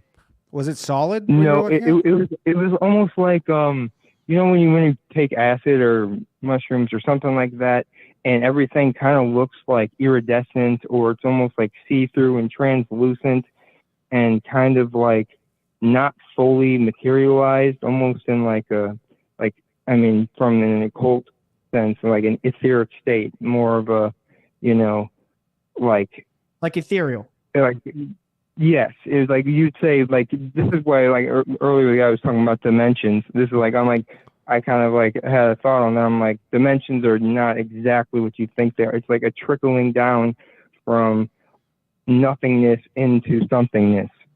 So it's like somewhat materialized to a degree, but then they can transfer all over the place through, I guess, the astral plane or mind or whatever else you want to kind of they talk about like the astral like label it world, these different dimensions of existence, right? Sure. Yeah, exactly. All right, caller, I gotta let you go. We got some other people waiting. But that's fine. Yeah. Thanks for calling in. Appreciate it. Thanks, man. Yeah, no problem. All right, let's take a few more callers, and then we'll wrap this up. Thanks again for coming on here. Okay, we have, I don't know who we got next, but I accidentally unmuted them and then had to remute them, but they're still here. Let's see. I guess we just got to wait for them to unmute. I don't know why everybody's taking so long tonight. I feel like them. Oh, here we go. Hello, you're on Low Value Mail. Who am I speaking with? Yeah, hey, this is George. George, what's up, man? Not much. First time, long time. This will probably be a quick one. Yeah, go but ahead. earlier on, Ryan was talking about people being healed, and that was the way I first became aware of him. And I don't know if there's tons of examples, but if he remembers the story of Tom Barber or not. But that's really all I got. I was Tell us who that is and what's the story there. Tom Barber is my very good friend. We were just on the phone today. He just got back from tour, and we're trying to get together. But he's the only vocalist of Chelsea Grin, which is a very well-known and amazing heavy metal band. And then my favorite band, Darko. He's just a really good friend of mine, and he has kind of come into this scene and has seen this stuff with me. And sometimes he talks about it on stage, talks about light beings. He's like started to write consciousness into his lyrics. Long story short, about his question he was just talking about, he came to our house, and 6 months before he was in a car wreck and his back was injured. And he swears that he came to our house and, he hugged my dad and he felt an energy go through him, and his back has been fine ever since. And your dad had Crohn's disease, correct? Before the initial, and then he was like on daily medication kind of thing. And then from the sounds of it, afterwards, he never had to take his medication again. That's correct. Yeah. And I've known people with Crohn's disease. It's pretty serious. So that is pretty wild. Yeah. But so go ahead. I was just going to ask if he had like a question about Tom or the healings, or I don't know if I answered the question. No, I'm just throwing it out there so people have an example. So then do you get people coming to your house to try and be healed, stuff like that? It's a sensitive thing, man. We're not like out there advertising that this thing is like a service that we provide. It just sometimes happens. It just sometimes happens. Yeah. Oh my God, so then we talk about it. And then like every day I'm getting emails and emails and emails. My mother has cancer. My son has a heart disease. My brother has XYZ. Can we please come? Can we please come? And we're like, we never thought this is going to happen. My dad doesn't like talking about it. I like talking about it because he's my dad. So I feel like I can talk about things that happen around him that maybe he's not as comfortable to say or talk about, but I feel like are true, like people need to know about this. He might not want to talk about it. I think it's something that needs to be talked about, but so sometimes when people come to our house and they see orbs, really strange things happen. Like there's one night this lady had stage 4 cancer, and orbs appeared all around her, started circling all around her, and there was a group of people there, people interested in the paranormal that had reached out to us. They lived 2 hours away, so we're like, yeah, sure, we'll come see you. And anyway, the whole room saw it. This orb starts going around her, and then she goes to the doctor the next week, and her cancer shrunk to the size of a pencil eraser. It was like a golf ball or a tennis ball or some tumor, and it shrinks. And the doctor's like, what the fuck? Then her vision is healed, and then next thing you know, she's been in remission for, almost 10 years. And there's been all kinds of other things where, my dad is not a healer. He doesn't say he's a healer. He doesn't say he has these abilities. It just happens sometimes. Sure. It's not, he's not being like, come here and you'll be healed kind of thing. Absolutely not. He hates that. He doesn't believe that that's what's going on here. And he believes it's 100% all the entities doing this completely at their discretion. He's not just like doing this on purpose. What he does do is when people ask, he prays. He prays that they'll get better, just like every other, billions of other people out there who are spiritual or have faith in one system or another. Sure. But that is pretty crazy. All right. Thanks, caller. Yep. Thanks, guys. Thank you. Yeah, that's pretty wild. Yeah, I was meaning to ask you about that. So that is, I guess you don't want tons of people just showing up to your house, especially to the people who'd be like disappointed because they weren't. And you're like, well, we're not offering this. Hello. Hello. Hey, what's up? You're on the volume. I have a few quick questions for Mr. Bledsoe. Go ahead. Yes, sir. Call me Ryan. Okay. Have the orbs ever communicated to you anything? I mean, it's complicated, man, because I've had some pretty strange dreams about them. Some that even changed my life and changed the way that I think about things. And it was symbolic. Have I ever seen an orb live in real time and then gotten some message in my head like my dad does? No, I cannot say that I have. Okay. Have you ever seen the same orb twice? I mean, it's like, have you ever seen the same fish twice? I don't know. How can you know? I really don't know, man. Okay. But they do look the same. Often. Can you put? Yeah, they all look. Well, Yeah. sometimes they look different. Sometimes they look the same. Sometimes they look different. But you can't tell if the one that looks the same is the actual same one you saw. Absolutely not. It's like a fish or whatever, a red car or something. Okay. Have you ever tried to play a game with the orbs? No, never thought about it. You should try it. Like what kind of? I don't know, like 20 questions. Okay, that's interesting. We tend to go out there and try to be really humble and just open our minds and say, hey, if you're willing to let us see, we would be grateful. We're not really thinking about it as like, gotcha. You know what I mean? We don't. And are you ever actually like yeah, auditorily speaking, or is this all just kind of either one works? thoughts? In your mind, speaking doesn't matter. We find that when we're with a crowd of people who want to see, and maybe they don't know what to expect, or they don't know how to connect, or they just don't know what to do in general, we will kind of guide the group and to try to understand how to think about it and how to send your thoughts up to the sky and try to make a connection. But if you're alone, I've had many encounters where I'm just thinking about it in my mind and then they appear. I've had encounters where I talk out loud and they appear. I don't really think it. I think it's situational. Depends on who you're with. Gotcha. Okay, Anything else? one last question. Yeah, go ahead. So this is on behalf of many. Are you a Fed? No. No. I don't know how to prove to you I'm not a Fed, man. I mean, they think literally half the guests are Feds. They think half the callers are Feds, half the guests are Feds. Like hypothetically, how could I even prove that I wasn't? Right? You just I don't know what to tell you here, man. I mean, like I literally have lived my entire life. I mean, I would hope that if you were some sort of paid federal agent, you'd have better shit to do than this. Yeah, and my podcast would have way more views. You know, yeah, I mean, you'd think that there'd be bigger fish to fry than low value mail, but I don't know. I don't know if that made you feel better about the Fed question or not, caller. Do you think Danny's a Fed? No, didn't even consider it, man. I introduced to him through Mark, and I love Mark. He's a friend of mine. I hope that was okay for me to say. Yeah, of course. Yeah, Mark, no, I did. Mark, our lovely producer. Yes, he's a wonderful guy, and I trust Mark and his crew, and that did not even cross my mind. No, I'm definitely not a Fed. More so the callers that I'm a little more worried about, but I mean, it's like Spider-Man pointing at Spider-Man, right? I mean, are you a Fed? You tell me. Well, that's how they kind of keep Danny everybody is well fed. I'm certainly well fed. There you go. Am I a Fed though? Unfortunately not, or fortunately not. Depends who you ask. All right, thanks, caller. Stay tuned. Thank you. Later. I mean, I literally had a FBI agent on the show. I believe it, man.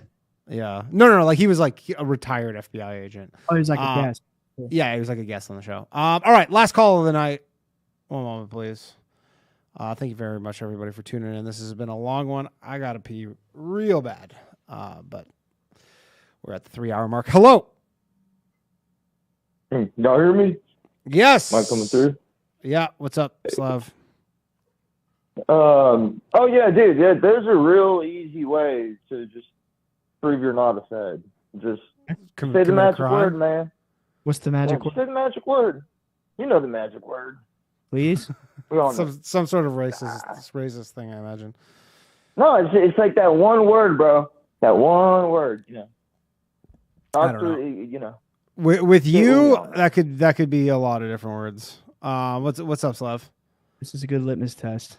Yeah, I don't know. I don't think any words could prove you're not a Fed. I think Feds. I think well, it used to be like in the movies if they were like undercover with like drugs and stuff, it'd be like, yeah, do some drugs and to prove you're not a Fed. But Yeah, it's that word for the blacks, but Yeah, whatever. I don't think that's not what we're calling. I'm sure a lot of it. feds. I'm sure a lot of real feds say that shit.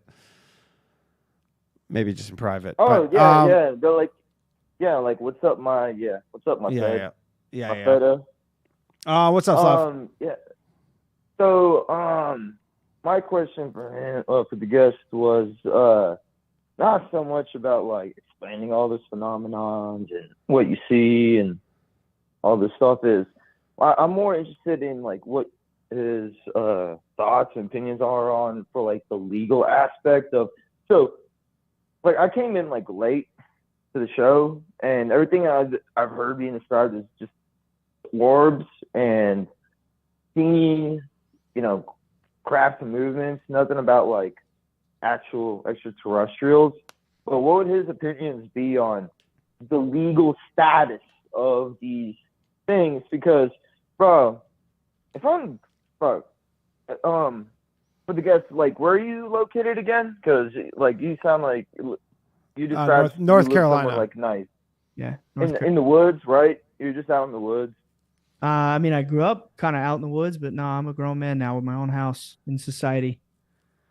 Yeah, but like when you see all that stuff, it's like, bro, if I'm in the middle of the night and I see that stuff, like I'm gonna try and pop that shit out of the air, like fucking skeet shooting.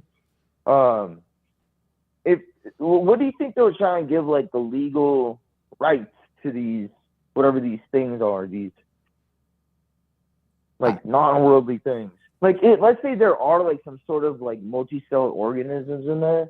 Like, you think like they'll try to give them civil rights and hook them up on, welfare and stuff like that, or do we just go all willy-nilly and treat them like? Are you saying are you legally allowed to shoot them?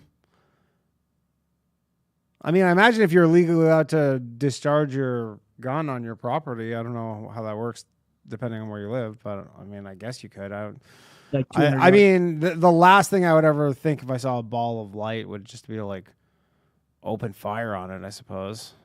Actually, that's my first line of thought. If there's some shit, I don't know what the fuck that is, bro. You start shooting from your backyard? It doesn't matter. We're not going to talk about where we're shooting from, but yeah, you'll see that actually did occur, and that someone did shoot at it from one of the surrounding properties. And then when Dad went out to be face to face with one of these entities, he had his rifle in his hand, and he had the intention to shoot it. Yeah. In the book. And what ever happened with the person who shot at it? Just nothing. It was just we never found out who they were. That was one of the things that the NASA guy that I told you about earlier, the original NASA guy that came to our property, he tried to track him down for years. He was knocking doors all around the community trying to find some of these people. Yeah. My dad heard a gun that night when he was. So people, I guess, do. That is some people's reaction is to be like, well, I don't know what this is. Oh yeah, I'm gonna shoot it down. Well, there you go, Slav. I guess there's your answer. Yeah, and have you? What is it? Because anytime there's like these, what are you calling conspiracies or like people, try and speak about things that are covered up. People. My first always question is like, what's like practical like impact? Just legally speaking, like, besides being like, what is it? You said like, you guys are constantly visited by somebody from NASA, which stands for Not Actual Science Administration.